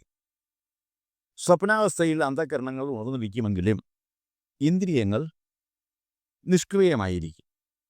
ആ അവസ്ഥയിൽ ഉപബോധ മനസ്സിൽ തെളിയുന്ന പൂർവാനുഭവ സ്മരണകളും ഭയങ്ങളും പ്രതീക്ഷകളുമൊക്കെ അനുഭവങ്ങൾ പോലെ മനസ്സിൽ തെളിയുന്നതാണ് കിനാവുകൾ. ശാരീരികവും മാനസികവുമായ അസ്വസ്ഥതകളും അഭിലാഷങ്ങളും കാമനകളുമൊക്കെ അന്ധകരണ ചതുഷ്ടയജന്യമായ ഉപബോധ മനസ്സിലുളവാക്കുന്ന വികാരങ്ങളുടെ സൃഷ്ടികളാണ് സ്വപ്നങ്ങൾ എന്ന് സാരം. സഞ്ചിത സംസ്കാരജന്യങ്ങളായ കിനാക്കളും സ്വപ്നത്തിൽ കാണാറുണ്ട്. നിദ്രാവസ്ഥയിൽ മാത്രമല്ല, ജാഗ്രത അവസ്ഥയിലും സ്വപ്നാനുഭവങ്ങൾ ഉണ്ടായേക്കാം. ജാഗ്രത അവസ്ഥയിൽ കാണുന്ന സ്വപ്നങ്ങളാണ് പകൽ കിനാവുകൾ അഥവാ ദിവാസ്വപ്നങ്ങൾ. സ്ഥലകാലബോധം മറന്നിരുന്നു ചിന്താരഥത്തെ സങ്കല്പലോകത്തിലേക്ക് പായിക്കുന്നവരാണ് പകൽ കിനാവുകൾ കാണുന്നത്. അറിവിൻ്റെ ഋണാത്മക അഥവാ നെഗറ്റീവ് സ്വാധീനങ്ങളാണ് പകൽ കിനാവുകൾക്ക് കാരണമായി ഭവിക്കുന്നത്. പോസിറ്റീവും ഉണ്ടാവാം. ഗാഠനിദ്രാവസ്ഥയാണ് സുഷുപ്തി. ഇന്ദ്രിയങ്ങളും അന്ധകരണ ചതുഷ്ടയവും പൂർണ്ണമായി വിശ്രമിക്കുന്ന അവസ്ഥയാണത്. അല്ലെങ്കിൽ നിഷ്ക്രിയമായിരിക്കുന്ന അവസ്ഥയാണത്. പ്രാപഞ്ചികതയുമായി യാതൊരു ബന്ധവുമില്ലാതെ ഗാഠനിദ്രയിൽ അമരുന്നവൻ ശാരീരികവും മാനസികവുമായ അവാച്യാനുഭൂതിയിലാണ് അമരുന്നത്. ഉണർന്നെഴുന്നേൽക്കുമ്പോൾ നവോന്മേഷവും ശാരീരിക സൗഖ്യവും വീണ്ടെടുക്കാൻ സുഷുപ്തി മനുഷ്യനെ സഹായിക്കും. അവസ്ഥാത്രയത്തിനപ്പുറത്തുമുള്ള ഒരു അനുഭൂതിക നിലയാണ് തുരീയമെന്ന് പറയുന്നത്. യോഗീശ്വരന്മാരായ സാധകന്മാർക്ക് മാത്രം അനുഭവവേദ്യമായി തീരുന്ന ഒരു അവസ്ഥാവിശേഷമാണിത്. തുരീയം ശാന്തം ശിവമദ്വൈതം എന്നാണ് അദ്വൈതപ്പൊരുളുമായി താദാത്മ്യം പ്രാപിക്കുന്ന അവാങ്മനോഗോചരമായ തുര്യത്തെ മനസ്സിലാക്കേണ്ടത്. ആദിമധ്യാന്തരഹിതവും നിത്യനൂതനവും സനാതനവും ഏകവും അഖണ്ഡവും അദ്വൈതവുമായ പരമ്പൊരുളിനെ പ്രതീകവൽക്കരിക്കുന്ന ഏകാക്ഷരമാണ് ഓങ്കാരം. ഒറ്റ ശബ്ദത്തിൽ തന്നെ ബ്രഹ്മതത്വത്തെ മുഴുവനായി ധ്വനിപ്പിക്കുന്ന ഏകാക്ഷരമാകുന്നു ഓങ്കാരം എന്നാണ് ശങ്കരാചാര്യർ ഓങ്കാരത്തെ നിർവചിച്ചത്. തസ്യവാചക പ്രണവ എന്ന് പതഞ്ജലിയുടെ യോഗസൂത്രത്തിലും ഓങ്കാരം നിർവചിക്കപ്പെട്ടിട്ടുണ്ട്. ഓങ്കാരം ബ്രഹ്മ പര്യായമാകുന്നു എന്നാണ് മേൽപ്പറഞ്ഞ നിർവചനങ്ങളിലെല്ലാം സമർത്ഥിച്ചിരിക്കുന്നത്.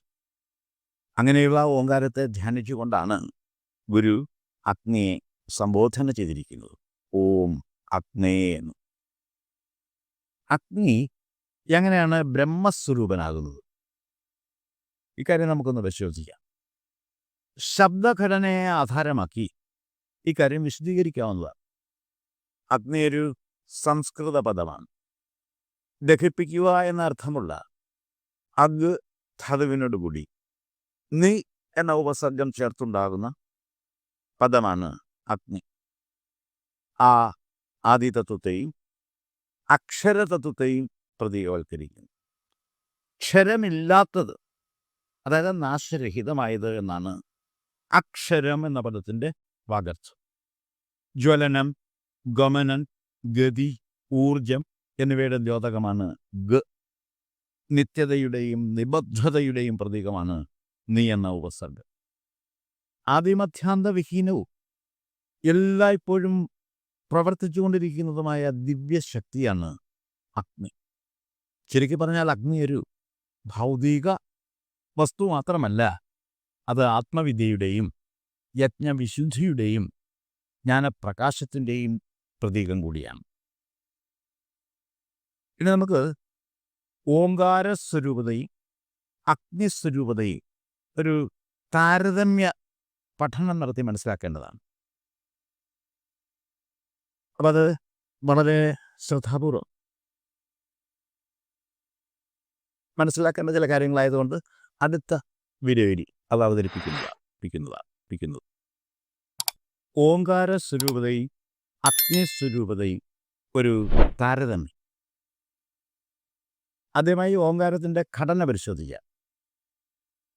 ആ ഊമ എന്നീ 3 അക്ഷരങ്ങളുടെ യോഗമാണല്ലോ ഓങ്കാരം. അതിലെ ആ സൃഷ്ടിശക്തി, അതായത് ബ്രഹ്മാവാണ്. ഉ സംരക്ഷണ ശക്തി വിഷ്ണു, മാ സംഹാരശക്തി അഥവാ ശിവൻ. സകല ശബ്ദങ്ങളെയും ചിന്തകളെയും പ്രവർത്തനങ്ങളെയും ആവിർഭാവ തിരോഭാവങ്ങളിലൂടെ സംക്രമിപ്പിക്കുന്ന ക്രിയാശക്തിയുടെ ധ്വനിവിശേഷമാണ് ഓങ്കാരം. ഇതിനെ അക്ഷരരൂപത്തിലും നാദസ്വരൂപത്തിലും ധ്യാനിച്ച് സാക്ഷാത്കരിക്കാവുന്നതാണ്. ഇനി അഗ്നി തത്വം എന്താണെന്ന് പരിശോധിക്കാം. ഭൗതികപരവും ചൈതന്യപരവും പ്രകാശാത്മകവും ദഹനാത്മകവുമായ ശക്തി പ്രതീകമാണ് അഗ്നി.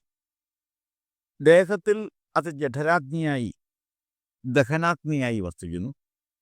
പ്രാണനിൽ ജീവശക്തി അഥവാ പ്രാണാഗ്നിയായി വർത്തിക്കുന്നു. ചൈതന്യത്തിൽ ജ്ഞാനാഗ്നി അഥവാ അന്ധകാര നാശിനിയായി വർത്തിക്കുന്നു. യജ്ഞത്തിൽ ഹവിക്രിയാശക്തിയായി അഥവാ ഹോമാഗ്നിയായി വർത്തിക്കുന്നു. ഓങ്കാരം അക്ഷരരൂപത്തിൽ അക്ഷരബ്രഹ്മമാണ്. നാദരൂപത്തിൽ അത് നാദബ്രഹ്മമാണ്. അഗ്നിരൂപത്തിൽ പ്രകാശിക്കുന്ന ബ്രഹ്മമാകുന്നു അഗ്നി. അതുകൊണ്ട് ഓങ്കാരത്തെ അക്ഷരബ്രഹ്മമായും നാദബ്രഹ്മമായി അഗ്നിയെ ജ്വലബ്രഹ്മമായും സാക്ഷാത്കരിക്കാവുന്നതാണ്. ഇവ രണ്ടും പ്രകാശത്തിൻ്റെയും അറിവിൻ്റെയും ഏകത്വത്തിലേക്കാണ് നയിക്കുന്നത്. ഇപ്രകാരമാണ് ഓം അഗ്നേ എന്ന സംബോധനയുടെ പൊരുൾ നമ്മൾ വ്യാഖ്യാനിച്ച് മനസ്സിലാക്കേണ്ടത്. തവ യത് തേജസ് തബ്രാഹ്മം, ഇതാണ് അടുത്തതായി പറഞ്ഞിരിക്കുന്നത്. നിന്റെ യാതൊരു തേജസ്സുണ്ടോ അത് ബ്രഹ്മതേജസ് തന്നെയാകുന്നു എന്നാണ് ഈ മന്ത്രഭാഗത്തിൻ്റെ അർത്ഥം. യജ്ഞസന്ദർഭത്തിൽ ദേവതകളെ ക്ഷണിച്ചു വരുത്തുന്നതിന് മുമ്പ് യജ്ഞലക്ഷ്യം എന്താകുന്നുവെന്നും യജ്ഞദേവത ആരാകുന്നു എന്നും ഉദ്ഘോഷിക്കുന്ന ചടങ്ങിനെയാണ് പ്രസ്താവമെന്ന് പറയും. ഗുരുകൃതമായ ഹോമമന്ത്രത്തിൽ ബ്രഹ്മസാക്ഷാത്കാരമാണ് യജ്ഞലക്ഷ്യം. അക്കാര്യമാണ് പ്രസ്താവരൂപത്തിൽ ഇവിടെ ഉദ്ഘോഷിച്ചിരിക്കുന്നത്. അതസ്ത്വം പ്രത്യക്ഷം ബ്രഹ്മാസി. അതിനെങ്ങനെയാണ്? അതഹ ത്വം പ്രത്യക്ഷം ബ്രഹ്മ അസി. വിശ്വം മുഴുവൻ നിറഞ്ഞു വിരാജിക്കുന്ന ഏകവും അഖണ്ഡവുമായ ക്രിയാശക്തിയാണ് ബ്രഹ്മം എന്ന് പറയുന്നത്.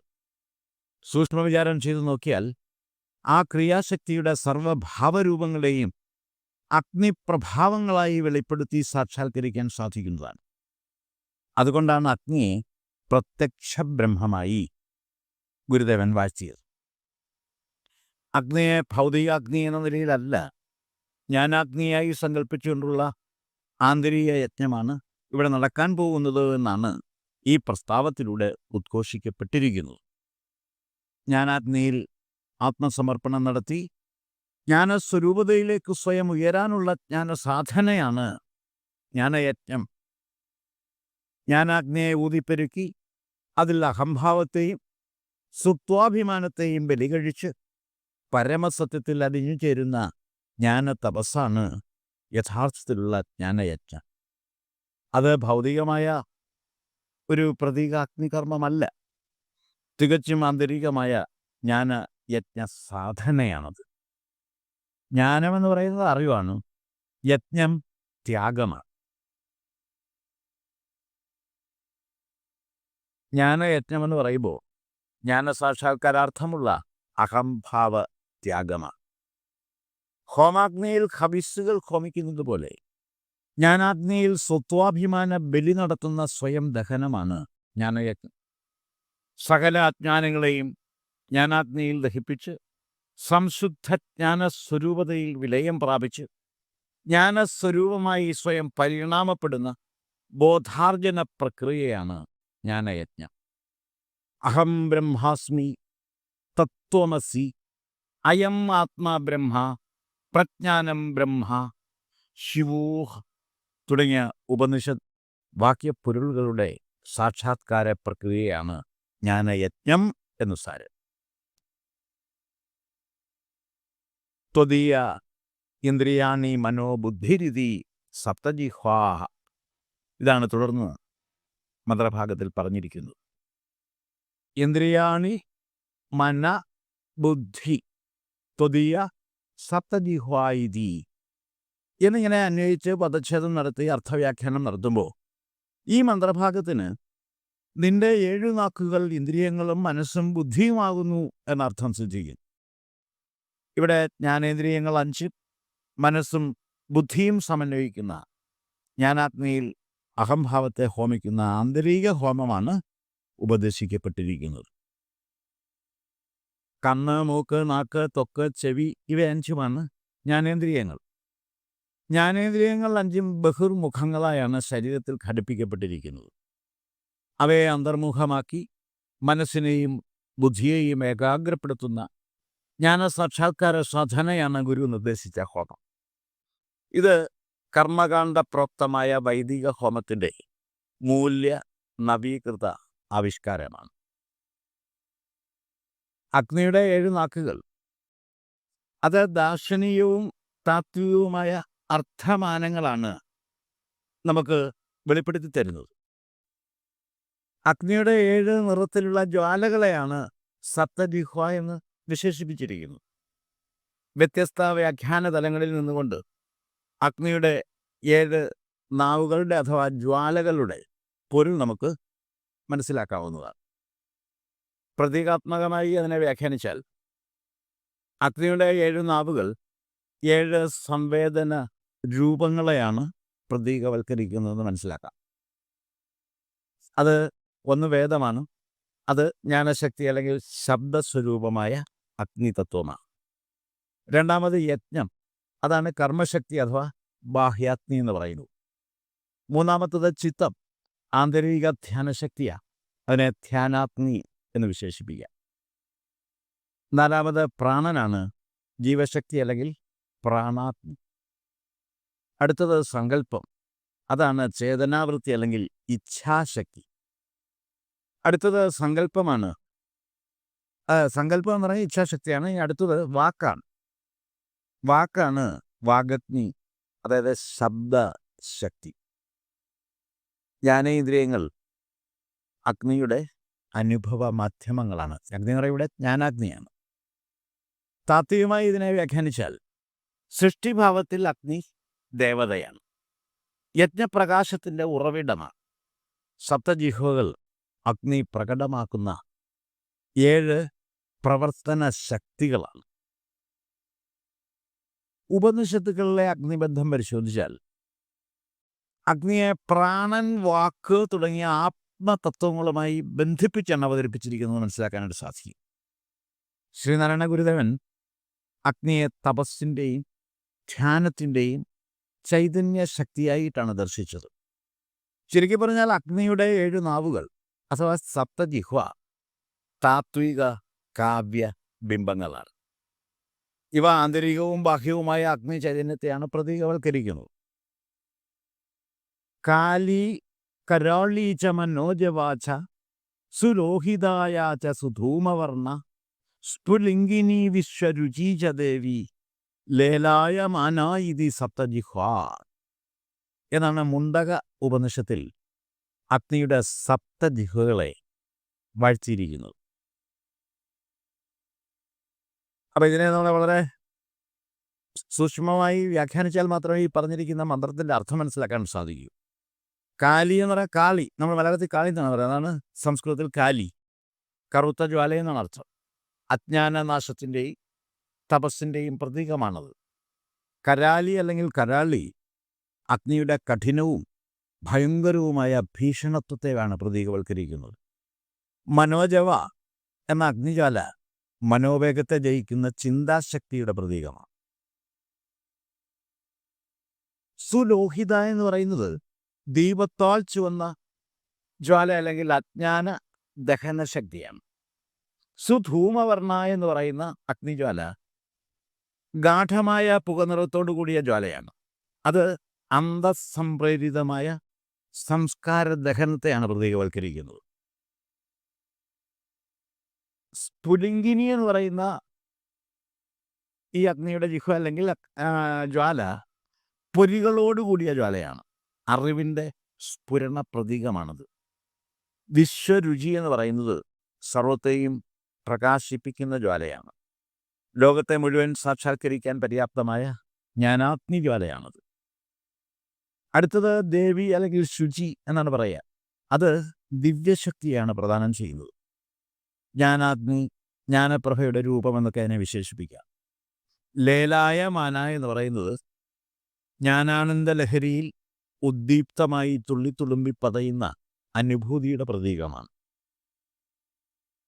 ഈ സപ്തജിഹ്വകൾ അതിനെ ദാർശനികവും തന്ത്രപരവും യോഗപരവും ഔപനിഷദപരവുമായ അർത്ഥതലങ്ങളിൽ നിന്നുകൊണ്ട് പരിശോധിച്ചാൽ മാത്രമേ നമുക്ക് ശരിക്കും ഈ ഹോമമന്ത്രത്തിൽ ഗുരുദേവൻ സപ്തജിഹ്വകളെ പറ്റി പറഞ്ഞു തന്നിരിക്കുന്നതിൻ്റെ പൊരുൾ നമുക്ക് ഗ്രഹിക്കാനായി സാധിക്കും. ആദ്യം നമുക്ക് കാലി അല്ലെങ്കിൽ കാളി എന്ന ആ ഒരു ജ്വാലയെപ്പറ്റി പരിശോധിക്കാം.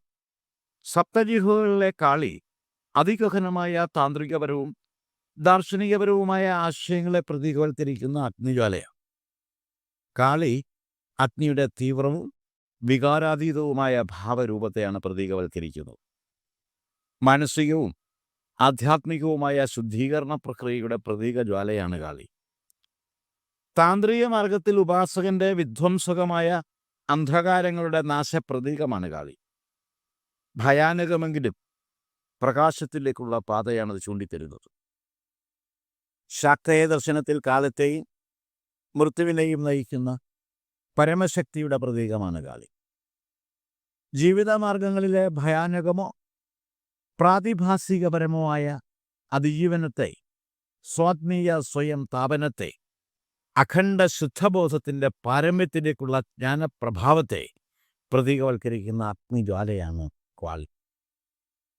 ഇനി കരാലി അഥവാ കരാളി എന്ന് പറയുന്നത് ഭയത്തിൻ്റെ രൂപത്തിൽ ആത്മീയ ജാഗ്രതയിലേക്കുള്ള ആഹ്വാന പ്രതീകമാണ്. പ്രത്യക്ഷത്തിൽ ഭയാനകയാണെങ്കിലും അകത്ത് വെളിച്ചമാണവൾ. അതിഗൂഢമായ ജ്ഞാനശക്തിയാണ് കരാളി എന്ന അഗ്നിജ്വാല അല്ലെങ്കിൽ അഗ്നിജിഹ്വ. എല്ലാ ഭ്രമങ്ങളെയും ദഹിപ്പിച്ച് ഉപാസകനെ മുക്തിയിലേക്കും ഭയരാഹിത്യത്തിലേക്കും നയിക്കുന്ന ജ്ഞാനാഗ്നി പ്രഭാവമാണ് കാളി. അടുത്തത് മനോജവയാണ്. മനോവേഗത്തെ ജയിക്കുന്ന ജ്ഞാനാഗ്നി പ്രഭാവമാണ് മനോജവ എന്ന അഗ്നിജ്വാല പ്രതീകം. ഭൗതികമായി ഇത് മനസ്സിൻ്റെ അതിവേഗതയെയും ആത്മീയമായി മനസ്സിനതീതമായ ദിവ്യശക്തിയുടെയും പ്രതീകമാണ്. അതിൻ്റെ ഗൂഢാർത്ഥങ്ങൾ പരിശോധിച്ചാൽ ജ്ഞാനചൈതന്യത്തിൻ്റെ ദാഹകശക്തിയാണതെന്ന് കാണാനായിട്ട് സാധിക്കും. മനോജവ യഥാർത്ഥത്തിൽ ചിന്തയുടെ അതിവേഗ ചാലക ശക്തിയാണ്. ഇത് ചിന്തയുടെ കെട്ടിടം പൊളിച്ച് ജ്ഞാനത്തിൻ്റെ വെളിച്ചത്തിലേക്ക് നമ്മെ നയിക്കും. അതുതന്നെ പ്രാണശക്തിയുടെ ആന്തരചലനം കൂടിയാണത്. താന്ത്രികമായ അർത്ഥതലത്തിൽ മനസ്സും പ്രാണനും ചേർന്ന് സൃഷ്ടിക്കുന്ന ചലനശക്തിയാണ് മനോജവ. ഈ ചലനശക്തി അനുഭൂതികവും വിശ്വാത്മക ശക്തിയുടെ ആന്തരസ്പന്ദനവുമാണ്. അതുപോലെ ധ്യാനശക്തിയുടെ പ്രതീകം കൂടിയാണിത്. യോഗപരമായി മനോജവ ധ്യാനത്തിൻ്റെയും ഏകാഗ്രതയുടെയും പ്രതീകമാണ്. അതിവേഗം ചലിക്കുന്ന മനസ്സിനെ നിയന്ത്രിച്ച് ആ ചലനത്തിൽ ശാന്തത കണ്ടെത്തുന്ന ജ്ഞാനപ്രഭാവമാണ് മനോജവ. സ്ഥൈതികതയുടെ വിരോധാഭാസമാണ് അവിടെ ദർശിക്കാൻ സാധിക്കുന്നത്. അതുപോലെ തന്നെ വൈകാരികതകളെ ദഹിപ്പിക്കുന്ന അഗ്നിസ്വരൂപം കൂടിയാണിത്. മനസ്സിലെ വികാരങ്ങൾ, മോഹങ്ങൾ, ഭയം, കാമനകൾ എന്നിവയെ മനോജവ എന്ന ജ്വാല ദഹിപ്പിക്കും. ഇത് സാധക മനസ്സിലെ ആകുലതകളെ ഉരുക്കി ശുദ്ധ ചൈതന്യത്തിലേക്ക് നമ്മെ നയിക്കും. ശൂന്യതയിലേക്കുള്ള യാത്രാവേഗത്തിൻ്റെ പ്രതീകം കൂടിയാണ് ഈ അഗ്നിജ്വാല. ചലിച്ചുകൊണ്ടിരിക്കുന്ന ശൂന്യതയാണ് മനോജവ. ഈ ജ്വാല സാധക മനസ്സിനെ നിർഗുണബോധത്തിലേക്കാണ് നയിക്കുന്നത്. മറ്റൊരു തരത്തിൽ പറഞ്ഞാൽ മനോജവ എന്ന ജ്വാല മനസ്സിനെ ഭ്രമാത്മക ചിന്തകളിൽ നിന്ന് പ്രകാശാത്മകതയിലേക്ക് ഉയർത്തിക്കൊണ്ടുപോകുന്ന ശുദ്ധീകരണ പ്രതീകമാണ്. ഇനി സുലോഹിത എന്ന അഗ്നിജ്വാലയെപ്പറ്റി നമുക്ക് അഗ്നിജിഹയെപ്പറ്റി വിശകലനം ചെയ്യാം. ദിവ്യാരുണ ശോഭയുള്ള അഗ്നിജ്വാലയാണ് സുലോഹിത. അരുണവർണ്ണം അഥവാ ചുവപ്പ് നിറം ജീവശക്തിയുടെ പ്രതീകമാണ്. ജീവന്റെ ദഹനശക്തിയെയാണിത് പ്രതീകവൽക്കരിക്കുന്നത്. ശാക്തേയ മാർഗത്തിൽ ലോഹിതം ശക്തിയുടെ ചൈതന്യ സ്രോതസ്സായ രക്തമാണ്. പ്രകൃതിയുടെ ചൈതന്യ ഘടകമായ രക്തശക്തി സൃഷ്ടിപരതയിലെ തീവ്ര ചൈതന്യ രൂപമാണ്. യോഗതലത്തിൽ കുണ്ടലിനി അഗ്നിയുടെ പ്രകാശഭാവമാണ്. കുണ്ടലിനി ഉണരുമ്പോൾ അഗ്രഭാഗങ്ങളിൽ ചുവപ്പിൻ്റെ തീവ്രത വെളിപ്പെടുന്നു. അതുകൊണ്ട് സുലോഹിത എന്ന ജ്വാലയെ മൂലാഗ്നി രൂപത്തിലുള്ള അഥവാ ആത്മാവിൻ്റെ താഴ്വരയിൽ നിന്നുമുള്ള ഉയിർപ്പിൻ്റെ പ്രതീകമായി നമുക്ക് വ്യാഖ്യാനിക്കാം. ഇനി അതിൻ്റെ താന്ത്രികമായ സമീക്ഷ അല്ലെങ്കിൽ അഗ്നിശക്തിയുടെ ദയാമയ മുഖം എന്താണെന്ന് പരിശോധിക്കാം. ദാഹത്തിലും കരുണയിലെ ദഹനപ്രക്രിയയിലും കരുണയുള്ള, ജ്വലനത്തിൽ ആനന്ദമുള്ള അഗ്നിയുടെ സ്വാന്തന രൂപമായ ദേവതാത്മകതയാണ് സുലോഹിത എന്ന അഗ്നിജ്വാല. ഈ ജ്വാലയെ ഉപാസിക്കുന്ന സാധകൻ ആന്തരിക പരിഷ്കൃതിയിലേക്കാണ് ഉയരുന്നത്. ജീവന്റെ ജ്വാലാശക്തിയായി ഇത് പരിണാമപ്പെടുന്നു. സുലോഹിത പ്രണവ മൂലശക്തിയുടെ ചൈതന്യദാഹമാണ്. ജ്ഞാനാനുഭൂതിയുടെ ജ്വാല പ്രതീകമാണത്. അടുത്തത് സുധൂമവർണ്ണയാണ്. ധൂമഖനത്തിൻ്റെ അതായത് കട്ടിപിടിച്ച പുകപടലത്തിൻ്റെ നിറത്തോടുകൂടിയ അഗ്നിജ്വാലയാണ് സുധൂമവർണ്ണ. അജ്ഞാനത്തിൽ നിന്നും ജ്ഞാനോദയത്തിൻ്റെ സമാരംഭത്തിലേക്കുള്ള പരിണാമഘട്ടത്തെയാണ് ഈ ജ്വാല പ്രതീകവൽക്കരിക്കുന്നത്. പുകമറയ്ക്കുള്ളിൽ സൃഷ്ടിക്ക് അതീതമായ മൂല്യമാനങ്ങളോടുകൂടിയ അഗ്നിപ്രഭാവത്തെയാണ് സുധൂമവർണ്ണ എന്ന ജ്വാല പ്രതീകവൽക്കരിക്കുന്നത്. രൂപരഹിതമായ അഗ്നി ചൈതന്യത്തെയാണ് ഈ ജ്വാലാപ്രതീകം പ്രതിനിധീകരിക്കുന്നത്. ഇനി അതിന് ചില ഗൂഢാർത്ഥ കൽപ്പനകൾ എന്തൊക്കെയാണെന്ന് പരിശോധിക്കാം. അദ്വൈതീയ മൂല്യബോധപ്രഭയാണെന്ന്. ധൂമം അല്ലെങ്കിൽ പുക അഭാവത്തിൻ്റെയും ഭാവത്തിൻ്റെയും അഥവാ സാന്നിധ്യത്തിൻ്റെയും അസാന്നിധ്യത്തിൻ്റെയും ഇടനിലയാണ്. വ്യക്തതയുടെയും അവ്യക്തതയുടെയും സമന്വിത നിലയായും വിശേഷിപ്പിക്കാവുന്നതാണ്. അനിർവചനീയമായ ബ്രഹ്മശക്തിയുടെ അഥവാ നിർഗുണത്തിൻ്റെ പരിമിത പക്ഷമായി സുധൂമവർണ്ണ എന്ന ജ്വാലയെ വ്യാഖ്യാനിക്കാവുന്നതാണ്. ബോധത്തിൻ്റെ പ്രസരിത സൂക്ഷ്മതയാണ് മറ്റൊന്ന്. പുകയെ കാണാൻ സാധിക്കുമെങ്കിലും തൊട്ടറിയാനോ പിടിച്ചു നിർത്താനോ സാധിക്കാത്ത വസ്തുവാണത്. അതിലെ പ്രത്യക്ഷ രൂപം സ്പന്ദം പോലെയുള്ള സാന്നിധ്യം മാത്രമാണ്. പ്രാണന്റെ രൂപശൂന്യതയുടെ പ്രതീകം കൂടിയാണിത്. പുക ജീവനും ചൈതന്യത്തിനുമിടയിലെ അതിർത്തി പോലെയാണ്. പ്രാണബോധപാതയിലെ ദേവതാത്മാവാണത്. അതിനെ കാണാൻ ശ്രമിച്ചാൽ അത് അകന്നു പോകും, എന്നാൽ സാന്നിധ്യം എന്ന പോലെ അനുഭവപ്പെടുകയും ചെയ്യും. താന്ത്രിക മാർഗത്തിൽ പുക ശക്തിയുടെ അനാഖ്യവേദ്യഭാവമാണ്. ഇന്നത് എന്ന രൂപത്തിൽ ആഖ്യാനം ചെയ്ത് അവതരിപ്പിക്കാൻ സാധിക്കാത്ത ജ്ഞാനസ്വരൂപതയാണ് പുകയ്ക്കുള്ളത്. ദൃഷ്ടിയിൽ നിന്ന് മറഞ്ഞിരുന്ന് ആന്തരിക ഉണർവിനെ സഹായിക്കുന്ന അഗ്നി ചൈതന്യമാണ് പുക. സാധകനെ രൂപജ്ഞാനത്തിലേക്കല്ല, രൂപാതീത ബോധത്തിലേക്കാണ് സുധൂമവർണ്ണ എന്ന ജ്വാല നയിക്കുന്നത്. ഈ ജ്വാലയെ ധ്യാനിക്കുമ്പോൾ ആദ്യം ഭ്രമമുണ്ടാകുമെങ്കിലും പിന്നീട് അതിൻ്റെ ആന്തരിക പ്രകാശമാനത വെളിപ്പെട്ട് കിട്ടുന്നതാണ്. നിശബ്ദമായി പ്രകാശിക്കുന്ന അതിരറ്റ ബോധശക്തിയുടെ പ്രഭയാണ് സുധൂമവർണ്ണ. ഈ ജ്വാലാപ്രഭാവത്തെ അവ്യക്തമായും ചൈതന്യപൂർണമായും സാധകൻ അനുഭവിക്കും. അടുത്തത് സ്ഫുലിംഗിനിയാണ്. സ്ഫുലിംഗങ്ങളോടുകൂടിയ അല്ലെങ്കിൽ പൊരികളോടുകൂടിയ അഗ്നിജ്വാലയാണ് സ്ഫുലിംഗിനി. ചിന്തയുടെ ചിന്തുകൾ ജ്ഞാനസ്ഫുരണങ്ങളായി അവസ്ഥാന്തരത്തെ പ്രാപിക്കുമ്പോഴുണ്ടാകുന്ന ദിവ്യപ്രകാശ പൊടിപ്പുകളുടെ സ്ഫുരണങ്ങളാണിത്. പ്രപഞ്ചത്തിലെ വിവിധ ജീവരൂപങ്ങളിലായി വ്യാപിച്ചു കിടക്കുന്ന പ്രകൃതി ശക്തിയുടെ സാക്ഷാത്കാരമാണ് സ്ഫുലിംഗിനി. താന്ത്രിക ദർശനത്തിൽ, പ്രത്യേകിച്ച് ശക്തി ഉപാസനയിൽ, സ്ഫുലിംഗിനി ദേവിയുടെ ഒരു ഭാവമാണ്. ആ ദേവീഭാവം ആത്മവിദ്യയിൽ നിന്നുള്ള ജ്ഞാനപ്രകാശമാണ്. ആത്മബോധത്തെ ഉണർത്തുന്ന ധനാത്മക ശക്തിയായി സ്ഫുലിംഗിനിയെ വിശേഷിപ്പിക്കാം. പരമാത്മാവിൽ നിന്ന് ഊർജ്ജസ്വലമായി ഉദിച്ച് ഉയർന്നു വരുന്ന ജ്ഞാനശക്തിയുടെ അല്ലെങ്കിൽ മൂല്യശക്തിയുടെ ഉജ്ജ്വലതയുടെ സങ്കേതമാണ്. അടുത്തത് വിശ്വരുചിയാണ്. വിശ്വത്തെ മുഴുവനായും അനുഭവിപ്പിക്കുന്ന ജ്ഞാനാഗ്നി പ്രഭാവമാണ് വിശ്വരുചി എന്ന അഗ്നിജ്വാല. സഹസ്രാരപത്മത്തിൽ സാക്ഷാത്കരിക്കപ്പെടുന്ന ജ്ഞാനപ്രകാശമാണിത്. യോഗശാസ്ത്രപരമായി സമാധി അവസ്ഥയിലെ ബോധനിലയുടെ പ്രതീകമാണിത്. ജ്ഞാതാവും ജ്ഞേയവും ജ്ഞാനവും ത്രിപുടി മുടിഞ്ഞ് ഏകമായി ഭവിക്കുന്ന ബോധനിലയെയാണ് വിശ്വരുചി എന്ന അഗ്നിജ്വാല പ്രതീകവൽക്കരിക്കുന്നത്. ചുരുക്കി പറഞ്ഞാൽ, ആത്മവിദ്യാ സാക്ഷാത്കാര സാധനയിലെ 7 ഘട്ടങ്ങളായും സ്ഥൂലത്തിൽ നിന്ന് സൂക്ഷ്മത്തിലേക്കും അവിടെ നിന്ന് പരബ്രഹ്മത്തിലേക്കും വിലയിപ്പിക്കുന്ന ധ്യാന പ്രക്രിയയിലെ ആന്തരിക പ്രയാണത്തെയാണ് അഗ്നിയുടെ സപ്തജിഹ്വകൾ പ്രതീകവൽക്കരിക്കുന്നത്. ത്വയി വിഷയായിതി സമിധോ ജുഹോമി. ഇതാണ് മന്ത്രത്തിൽ പറഞ്ഞിരിക്കുന്ന അടുത്ത വരി. നിന്നിൽ വിഷയങ്ങളെ സമിത്തുക്കളായി ഞാൻ ഹോമിക്കുന്നു എന്നാണ് ഈ പറഞ്ഞിരിക്കുന്നതിൻ്റെ വാഗർത്ഥം. ജ്ഞാനേന്ദ്രിയദ്വാര അനുഭവവേദ്യങ്ങളായി തീരുന്ന വിഷയാനുഭവങ്ങളെ ശമതയായി ഹോമിക്കുന്നു എന്ന് താൽപ്പര്യാർത്ഥം.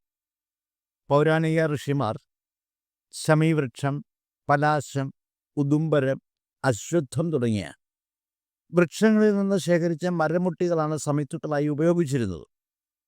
അരണി എന്നാണ് ആ മരമുട്ടികൾ അറിയപ്പെട്ടത്. അരണികൾ കൂട്ടിയുരസിയാണ് ഹോമാഗ്നി ജ്വലിപ്പിച്ചിരുന്നത്. നല്ലതുപോലെ ഉണങ്ങിയ അരണികൾ തമ്മിലൊരുസുമ്പോൾ തീപ്പൊരികളുണ്ടാവും. ആ തീപ്പൊരികളെയാണ് ഊതിപ്പെരുക്കി ഹോമകുണ്ഡത്തിൽ ജ്വലിപ്പിച്ചിരുന്നത്.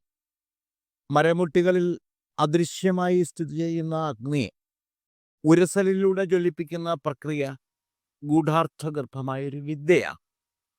അഗ്നിതത്വത്തിലെ സർവാന്തരസ്ഥിതിയെ വെളിപ്പെടുത്തി തരുന്ന ദാർശനിക യുക്തിയാണ് ഈ പ്രക്രിയയിലൂടെ പ്രയോഗവൽക്കരിക്കപ്പെട്ടത്. യുക്തിയും ദാർശനികതയും സമന്വയിക്കുന്ന ആത്മജ്ഞാന സങ്കേതമാണ് അരണി എന്ന പ്രതീക വസ്തു. വൈദികമായ ഹോമ കർമ്മ സന്ദർഭത്തിൽ ഇന്ധനമായി ഹോമാഗ്നിയിൽ സമർപ്പിക്കുന്ന മരമുട്ടികളാണ് സമിത്തുകൾ. ദാർശനികമായി സമിത്തുകൾ ഹോമാഗ്നിയിൽ ആഹുതി ചെയ്യപ്പെടുന്ന വിഷയങ്ങളാണ്. എപ്രകാരമാണോ ഭൗതികാഗ്നി ഇന്ധനരൂപികളായ സമിത്തുകളെ ഭസ്മീകരിക്കുന്നത്, അപ്രകാരം ആത്മജ്ഞാനാഗ്നിയിൽ വിഷയങ്ങൾ ഹോമിക്കപ്പെടുന്നു. ജ്ഞാനാഗ്നിയിൽ ദഹിക്കപ്പെടാത്ത കർമ്മങ്ങളില്ല. ശബ്ദസ്പർശ രൂപരസഗന്ധങ്ങളാണ് ഇന്ദ്രിയ വിഷയങ്ങൾ. ഈ ഗുണങ്ങൾ ഓരോന്നും അടിസ്ഥാന ഭൗതിക വസ്തുവിൻ്റെ സ്വഭാവത്തെ ആശ്രയിച്ചാണ് വർത്തിക്കുന്നത്. അഹം ഇതി ആദ്യം ജുഹോമി എന്നാണ് തുടർന്ന് പറഞ്ഞിരിക്കുന്നത്. അഹം എന്ന സങ്കല്പത്തോടുകൂടി ഞാൻ നിന്നിൽ നെയ്യ് ഹോമിക്കുന്നു എന്നാണ് ഇതിൻ്റെ വാച്യാർത്ഥം. ഹോമകുണ്ഡത്തിൽ വിധിപ്രകാരം തൂകുന്ന ശുദ്ധമായ നെയ്യാണ് ആജ്യം. ഉള്ളിൻ്റെ ഉള്ളിലെ ഞാൻ ഭാവത്തെ ഉരുക്കി അതിനെയാണ് നെയ്യായി സങ്കല്പിച്ചുകൊണ്ട് ഞാൻ അഗ്നിയിൽ ഹോമിക്കാൻ ഗുരു ഉപദേശിച്ചത്. സ്വയം ശുദ്ധീകരണ പ്രതീകമാണ് ഈ വ്യക്തിയാഭിമാന ബോധഹോമം. തത്വചിന്താപരമായി വ്യാഖ്യാനിക്കുമ്പോൾ വൈദിക ഹോമകർമ്മത്തിൽ നെയ്യ് ഹോമിക്കുന്നത് പോലെ ആത്മാന്വേഷി അഥവാ സത്യ സാക്ഷാത്കാര സാധകർ അവനിലെ ഞാൻ ഭാവത്തെയാണ് ജ്ഞാനാഗ്നിയിൽ ഹോമിക്കുന്നത്. ശ്രീനാരായണ ഗുരുവിൻ്റെ ആത്മാവഭേദ ദർശനത്തിൻ്റെ ആഴം ഇവിടെ ദർശിക്കാൻ സാധിക്കുന്നു. ത്വം നഹ പ്രസീദ പ്രസീദ, നീ ഞങ്ങളിൽ പ്രസാദിച്ചാലും എന്ന അർത്ഥത്തിലും നീ നമ്മിൽ അഥവാ എന്നിൽ പ്രസാദിച്ചാലും എന്ന അർത്ഥത്തിലും ഈ മന്ത്രഭാഗത്തെ നമുക്ക് വ്യാഖ്യാനിക്കാവുന്നതാണ്. സംസ്കൃതത്തിൽ നഹ എന്ന പ്രയോഗം ബഹുവചനമാണ്.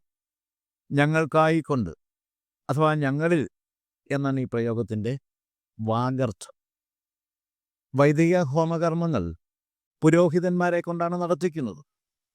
അഗ്നിവിദ്യയിൽ പ്രയോഗിക്കപ്പെടുന്ന ഭാഷ അതിനിഗൂഢമായതിനാലും തന്ത്രഭാഷയും യന്ത്രഭാഷയും മന്ത്രഭാഷയും മുദ്രകളുമെല്ലാം ഗോപ്യങ്ങളായതിനാലും സാധാരണക്കാർക്കത് അപ്രാപ്യവും അഗ്രാഹ്യവുമാണ്. വിധിപ്രകാരം പരിശീലനം നേടിയ ഋത്വിക്കുകൾ പ്രതിഫലം അഥവാ ദക്ഷിണ വാങ്ങി ഹോമകർമ്മങ്ങൾ നടത്തിയാൽ ആയതിൻ്റെ ഫലം ഹോമം നടത്തിക്കുന്നവർക്ക് സംസിദ്ധമായി തീരുമെന്നാണ് യാഗവിധി. കൂട്ടായ പ്രവൃത്തിയാണ് അഗ്നികർമ്മങ്ങൾ. ഋത്വിക്കുകളാണ് കർമ്മങ്ങൾ ചെയ്യുന്നതെങ്കിലും ഫലം കൂട്ടായി അനുഭവവേദ്യമായി തീരണം എന്ന നിർവ്യാജമായ ഇച്ഛാശക്തിയാണ് ത്വം നഹ പ്രസീദ പ്രസീദ എന്ന പ്രാർത്ഥനയുടെ പൊരുൾ. ശ്രീനാരായണ ഗുരുദേവൻ ജ്ഞാനാഗ്നിയിൽ ആത്മസമർപ്പണം നടത്തി ബ്രഹ്മാനന്ദാനുഭൂതിയിൽ എത്തിച്ചേരാനുള്ള ജ്ഞാനയജ്ഞമായിട്ടാണ് ഹോമത്തെ കണ്ടത്. പ്രായോഗിക അദ്വൈത ബോധാനുഭൂതിയിലേക്ക് സർവരെയും ഉയർത്തുക എന്ന ലക്ഷ്യത്തോടു കൂടി ആണ് ഗുരുദേവൻ ഹോമമന്ത്രം രചിച്ചത്. കേവലം വ്യക്തിഗതമായ ക്ഷേമപ്രാപ്തിക്ക് വേണ്ടിയുള്ള പ്രാർത്ഥനയല്ല ഇത്. സാർവത്രിക മോക്ഷദൃഷ്ടിയിലേക്ക് ഉന്മുഖമാക്കുന്ന ആവിഷ്കാരമാണിത്. ശ്രേയശ്ച പ്രേയശ്ച പ്രയച്ഛ സ്വഹ ഗുരുകൃതമായ ഹോമമന്ത്രത്തിലെ ഉപസംഹാര വചനമാണിത്. ശ്രേയസ്സും പ്രേയസ്സും ജീവിതത്തിൻ്റെ രണ്ട് മാർഗങ്ങളാണ്. ശ്രേയശ്ച പ്രേയശ്ച മനുഷ്യം ഏതഃ തൗ സംവരീത്യ വിവിനത്തി ധീര ശ്രേയോ ഹി ധീരോ അഭിപ്രേയസോ വൃണീതേ പ്രേയോ മന്ദോ യോഗക്ഷേമാത് വൃണീതേ. എന്നാണ് കഠോപനിഷത്തിൽ ശ്രേയസ്സിനെയും പ്രേയസ്സിനെയും വകതിരിച്ച് വിശദീകരിച്ചിരിക്കുന്നത്. ശ്രേയശ്ച പ്രേയശ്ച, അതായത് ശ്രേയസ്സും പ്രേയസ്സും മനുഷ്യം ഏതഹ, മനുഷ്യനെ സമീപിക്കുന്നു. ധീരന്മാർ അല്ലെ ബുദ്ധിമാന്മാർ, തൗ സംപരീത്യ, രണ്ടിനെയും പരിചിന്തനം ചെയ്തിട്ട്, വിവിനക്തി, വിവേചിച്ചറിയുന്നു. ധീര ബുദ്ധിമാൻ, പ്രേയസ ശ്രേയാഹി, പ്രേയസിനേക്കാൾ ശ്രേയസ്സിനെ അഭിവൃണീതേ, നേരിട്ട് വരിക്കുന്നു. മന്ദ മൂഢൻ, മന്ദൻ, യോഗക്ഷേമാത് പ്രേയ വൃണീതേ, യോഗക്ഷേമ താൽപര്യം മൂലം പ്രേയസ്സിനെ വരിക്കുന്നു. ഈ ഉപനിഷത്ത് മന്ത്രത്തിൻ്റെ സംക്ഷിപ്തമായ വാച്യാർത്ഥം ഇങ്ങനെയാണ്: ശ്രേയസ്സും പ്രേയസ്സും മനുഷ്യനെ സമീപിക്കുന്നു. ധീരൻ അവയെ നല്ലവണ്ണം പരിചിന്തനം ചെയ്ത് വിവേചിച്ചറിഞ്ഞതിന് ശേഷം പ്രേയസ്സിനെ വിട്ട് ശ്രേയസ്സിനെ വരിക്കുന്നു. മൂഢനാകട്ടെ യോഗക്ഷേമത്തിലുള്ള താൽപ്പര്യം മൂലം പ്രേയസ്സിനെ വരിക്കുന്നു. ഗുരുകൃതമായ ഹോമമന്ത്രത്തിൽ ശ്രേയസ്സിനെയും പ്രേയസ്സിനെയും ഒരുപോലെ വരിക്കുന്ന നിലപാടാണ് പുലർത്തിയിരിക്കുന്നത്. ഒറ്റനോട്ടത്തിൽ ഗുരുവിൻ്റെ നിലപാട് ഉപനിഷത്ത് വീക്ഷണത്തോട് വിയോജിക്കുന്നതായി തോന്നാം. എന്നാൽ സൂക്ഷ്മവിചാരം ചെയ്തു നോക്കുമ്പോൾ ആ ധാരണ മാറിക്കിട്ടുന്നതാണ്. ശ്രേയസ്സും പ്രേയസ്സും ശരിയായി മനസ്സിലാക്കുകയാണ് ആദ്യം നാം ചെയ്യേണ്ടത്. മൂല്യസങ്കല്പങ്ങളുമായി ബന്ധപ്പെട്ട സംജ്ഞകളാണ് ശ്രേയസ്സും പ്രേയസ്സും. പ്രേയസ് ലൗകിക സമൃദ്ധിയാണ്. ലൗകിക സുഖഭോഗങ്ങളുടെ എല്ലാം ആകത്തുക എന്ന് പ്രേയസ്സിനെ നിർവചിക്കാം. സുഖസൗകര്യങ്ങളോടുകൂടിയ വീട്, സമ്പൽ സമൃദ്ധി, സാമൂഹിക പദവികൾ തുടങ്ങിയ കാര്യങ്ങളെല്ലാം പ്രേയസ്സിൻ്റെ പട്ടികയിൽപ്പെടും. ലൗകിക ജീവിതത്തെ ശ്രേഷ്ഠതരമാക്കി തീർക്കുന്ന മൂല്യങ്ങളുടെ ആകത്തുകയാണ് ശ്രേയസ്. സ്വസ്തിക് പ്രജാഭ്യ പരിപാലയന്താം ന്യായേന മാർഗേണ മഹീം മഹീഷ ഗോബ്രാഹ്മണേഭ്യ ശുഭമസ്തു നിത്യം ലോകാ സമസ്ത സുഖിനോ ഭവന്തു എന്ന സ്വസ്തി മന്ത്രത്തോട് ചേർത്ത് വെച്ച് ഈ മന്ത്രഭാഗത്തെ വ്യാഖ്യാനിക്കാവുന്നതാണ്. സർവപ്രജകൾക്കും ന്യായമാർഗത്തിലൂടെ പ്രജാപരിപാലനം നടത്തുന്ന ഭൂപാലകന്മാർക്കും ഗോക്കൾക്കും ബ്രാഹ്മണർക്കും നിത്യശുഭം ഭവിക്കുമാറാകട്ടെ, ലോകത്തിലുള്ള സർവർക്കും സുഖം ഭവിക്കുമാറാകട്ടെ എന്നാണ് മുകളിൽ ഉദ്ധരിച്ച സ്വസ്തി മന്ത്രത്തിൻ്റെ അർത്ഥം. ഈ മന്ത്രത്തിലെ മൂന്നാം വരി പരക്കെ വിമർശിക്കപ്പെട്ടിട്ടുണ്ട്. ഗോക്കളെന്നും ബ്രാഹ്മണർ എന്നുമുള്ള പദങ്ങളുടെ അർത്ഥനിരൂപണമാണ് വിമർശന ഹേതുക്കളായി തീർന്നത്. ഗോവ് എന്ന സംസ്കൃത പദത്തിന് ഇവിടെ ഭൂമി എന്ന അർത്ഥകൽപ്പനയാണുള്ളത്. ബ്രാഹ്മണപദം ജ്ഞാനി എന്ന അർത്ഥത്തിലുമാണ് പ്രയോഗിക്കപ്പെട്ടിരിക്കുന്നത്.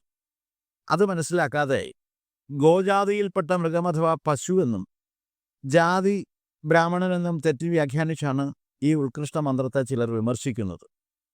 പ്രജാക്ഷേമം പുലരുവാനായി ജ്ഞാനികളുടെ സേവനം എല്ലാ തുറകളിലും ആവശ്യമാണ്. ഭൂമിയിലുള്ള സർവ്വ ജീവജാലങ്ങൾക്കും സുഖം ഭവിക്കുമാറാകണമേ എന്ന പ്രാർത്ഥന തികച്ചും നിർവ്യാജമാണ്. ശ്രേയസ്സിൻ്റെയും പ്രേയസ്സിൻ്റെയും സമന്വയമാണ് സ്വസ്തി മന്ത്രത്തിൽ ഉദ്ഘോഷിക്കപ്പെട്ടിരിക്കുന്നത്. ശ്രേയസ്സിൻ്റെ മാർഗം ആധ്യാത്മിക സംബന്ധിയാണ്. അത് അറിവിൻ്റെ മാർഗമാണ്. ഈ ലോകം വാസ്തവത്തിൽ എന്താകുന്നു, അതെങ്ങനെ ഉണ്ടായി, എങ്ങനെ നിലനിൽക്കുന്നു, ലോകത്തിന് അവസാനമുണ്ടോ, ഉണ്ടെങ്കിൽ അതെങ്ങനെയാവും സംഭവിക്കുക, ഞാൻ ആരാണ്, എന്താണ്, ഞാൻ എങ്ങനെ ഉണ്ടായി, എൻ്റെ അന്ത്യം എങ്ങനെയായിരിക്കും സംഭവിക്കുക, എന്നിൽ നിക്ഷിപ്തമായിരിക്കുന്ന ധർമ്മം എന്താണ്, അതെങ്ങനെ ഞാൻ മനസ്സിലാക്കും, സ്വധർമ്മനിരതനായി ജീവിക്കുവാൻ ഞാൻ എങ്ങനെ പ്രാപ്തി നേടിയെടുക്കും എന്നിത്യാദി കാര്യങ്ങളെപ്പറ്റിയെല്ലാം ചിന്തന വിചിന്തനങ്ങളിലൂടെ ഉത്തരം കണ്ടെത്തി ജീവിതത്തെ സാർത്ഥകമാക്കി തീർക്കാനുള്ള ജ്ഞാനമാർഗമാണ് ശ്രേയസ്സിൻ്റെ മാർഗം. വിചാരം ചെയ്തു നോക്കിയാൽ നാം ബ്രഹ്മേച്ഛപ്രകാരം അഥവാ പ്രകൃതി നിശ്ചയമനുസരിച്ച് ജന്മം വരിച്ചവരാണ്. പ്രകൃതി തന്നെയാണ് നമ്മെ നയിക്കുന്നത്. അങ്ങനെയുള്ള പ്രകൃതി നമ്മിൽ സംവിധാനം ചെയ്തു വച്ചിരിക്കുന്ന പ്രകൃതത്തെ തിരിച്ചറിയലാണ് ശ്രേയസ്കരമായ ജീവിതയാത്രയിലെ ആദ്യ ഘട്ടം. ധീരന്മാർ ശ്രേയസ്സിനെയും മൂഢന്മാർ പ്രേയസിനെയും വരിക്കുന്നു എന്നാണല്ലോ ഉപനിഷദ് ഋഷി പറഞ്ഞിരിക്കുന്നത്. ധീരനാരാണെന്നും മൂഢനാരാണെന്നും വിവേചിച്ചറിഞ്ഞാലേ ഉപനിഷദ് ഋഷിയുടെ വാക്കുകളിൽ സ്ഫുരിക്കുന്ന അർത്ഥത്തെ പൂർണ്ണമായി ഗ്രഹിക്കാൻ സാധിക്കും. ധിയം രാതി ഇതി ധീര എന്ന തരത്തിൽ ധീരൻ എന്ന പദത്തെ നിർദ്ധാരണം ചെയ്യുമ്പോൾ അറിവ് പകർന്നു കൊടുക്കുന്നവൻ ആരാണോ അവനാകുന്നു ധീരൻ എന്നർത്ഥം സിദ്ധിക്കും. അറിവിൻ്റെ നിറവിൽ വിരാജിക്കുന്നവന് മാത്രമേ അറിവ് പകർന്നു കൊടുക്കാൻ സാധിക്കൂ. ധീർ അൻ സമം ധീരൻ എന്ന തരത്തിലാണ് നിർദ്ധാരണം ചെയ്തറിയുന്നതെങ്കിൽ ജ്ഞാനബുദ്ധി പ്രാണസ്വരൂപം കൊണ്ട് ആരിലാണോ വർത്തിക്കുന്നത് അവനാകുന്നു ധീരൻ എന്നർത്ഥമാണ് സിദ്ധിക്കുന്നത്. ധീരൻ ജ്ഞാനസ്വരൂപനാണ്. അങ്ങനെ വരുമ്പോൾ ജ്ഞാനസ്വരൂപന്മാർ അഥവാ പരമജ്ഞന്മാർ പ്രേയസിനെ വിട്ട് ശ്രേയസിനെ വരിക്കുന്നു എന്നർത്ഥമാണ് സിദ്ധിക്കുന്നത്. പരമജ്ഞ പദവിയിൽ എത്തിച്ചേർന്ന ഒരാൾക്ക് പ്രേയസ്കരമായതെല്ലാം വർജ്യമായി തീരുന്നത് എങ്ങനെ എന്നുകൂടി വിചാരം ചെയ്തറിഞ്ഞാൽ മാത്രമേ ഉപനിഷദ് വാക്യപ്പൊരുൾ ശരിയായി മനസ്സിലാക്കാൻ സാധിക്കൂ. എന്തെങ്കിലും ഒന്നിനെ പൂർണ്ണമായും ഒരാൾ വർജിക്കണമെങ്കിൽ അതിൻ്റെ ഗുണദോഷ വശങ്ങളെപ്പറ്റി എല്ലാമുള്ള ശരിയായ അനുഭവ ബോധ്യം അയാൾക്കുണ്ടായിരിക്കണം. മറ്റൊരു തരത്തിൽ പറഞ്ഞാൽ പ്രേയസിലൂടെയുള്ള സർവ്വസുഖങ്ങളും അനുഭവിച്ചറിഞ്ഞതിന് ശേഷമുള്ള പ്രേയോസുഖവർജനമാണ് യഥാർത്ഥത്തിലുള്ള വർജനം. പ്രേയോസുഖങ്ങൾക്കപ്പുറത്ത് അതിലും മഹത്തായ സുഖാനുഭവങ്ങൾ ഉണ്ട് എന്ന ദൃഢബോധ്യമുള്ളവന് മാത്രമേ പ്രേയോസുഖ നിരാസബുദ്ധി സംസിദ്ധമായി തീരുകയൂ. ആ നിലയിലേക്ക് സ്വയം ഉയർന്ന നചികേതസിന് യമദേവൻ നൽകുന്ന ഉപദേശമാണ് കഠോപനിഷത്തിലെ മന്ത്രം എന്ന വസ്തുത മനസ്സിലാക്കിക്കൊണ്ട് വിചാരം ചെയ്താൽ മാത്രമേ ഉപനിഷദ് ഋഷി പ്രേയസിനെ ത്യജിക്കാനല്ല മറിച്ച് ശ്രേയസിൻ്റെ മാർഗം കാണാതെ പിന്തിരിയരുത് എന്ന ഉപദേശമാണ് നൽകിയിരിക്കുന്നതെന്ന് ബോധ്യപ്പെട്ട് കിട്ടുകയുള്ളൂ. ശ്രേയസ്സും പ്രേയസ്സും ഒരുപോലെ വരിക്കപ്പെടേണ്ടവ തന്നെ എന്നാണ് ഇവിടെ പറഞ്ഞിരിക്കുന്നത്. ഭൗതികതയുടെയും ആത്മീയതയുടെയും സമന്വയമാണ് ഈ ഹോമമന്ത്രത്തിലൂടെ ഗുരു ശുപാർശ ചെയ്തിരിക്കുന്നത്. ഗുരുവിൻ്റെ പ്രായോഗിക അദ്വൈത സാക്ഷാത്കാര ബുദ്ധിയിൽ ഉണർന്ന അനന്യമായ ഉപദേശമായി ഇതിനെ സാക്ഷാത്കരിക്കേണ്ടതാണ്. സത്യത്തിൻ്റെ മുഖം വികൃതമാണ്. സ്വർണപാത്രത്തിൽ മൂടിവയ്ക്കപ്പെട്ടിരിക്കുന്നത് കൊണ്ട് ആ മുഖം മൂഢന്മാർ തിരിച്ചറിയുന്നില്ല. സത്യാസത്യ വിവേകബുദ്ധി, നിത്യാനിത്യ വിവേകബുദ്ധി ധീരന്മാരെ അഥവാ ബുദ്ധിമാന്മാരെ ത്യാജഗ്രാഹ്യ വിവേചന ശേഷിയുള്ളവരാക്കി തീർക്കുന്നു. അവർ ശ്രേയസ്സിനെയും പ്രേയസ്സിനെയും ഒരുപോലെ വരിച്ച് ജീവിതം സാർത്ഥകവും ശാന്തിപൂരിതവുമാക്കി തീർക്കും. ഇനി സ്വാഹ എന്ന പദത്തിൻ്റെ അർത്ഥം വ്യാഖ്യാനിച്ച് മനസ്സിലാക്കാം. സ്വ ആഹ എന്ന് സ്വാഹ എന്ന പദത്തെ നമുക്ക് ഇഴവിരിക്കാം. സംസ്കൃതത്തിലെ ആഹ ആഹ്വാന ശബ്ദമാണ്. അർപ്പണബുദ്ധിയോടുകൂടിയുള്ള ആഹുതി കൈക്കൊള്ളാനായി വന്നു ചേർന്നാലും എന്നാണ് ഇവിടെ ആഹ്വാനം ചെയ്യപ്പെടുന്നത്. സ്വ ആത്മതത്വത്തെയും ആഹ അതിൻ്റെ തന്നെ സമർപ്പണത്തെയും അഥവാ ആഹുതിയെയുമാണ് സൂചിപ്പിക്കുന്നത്.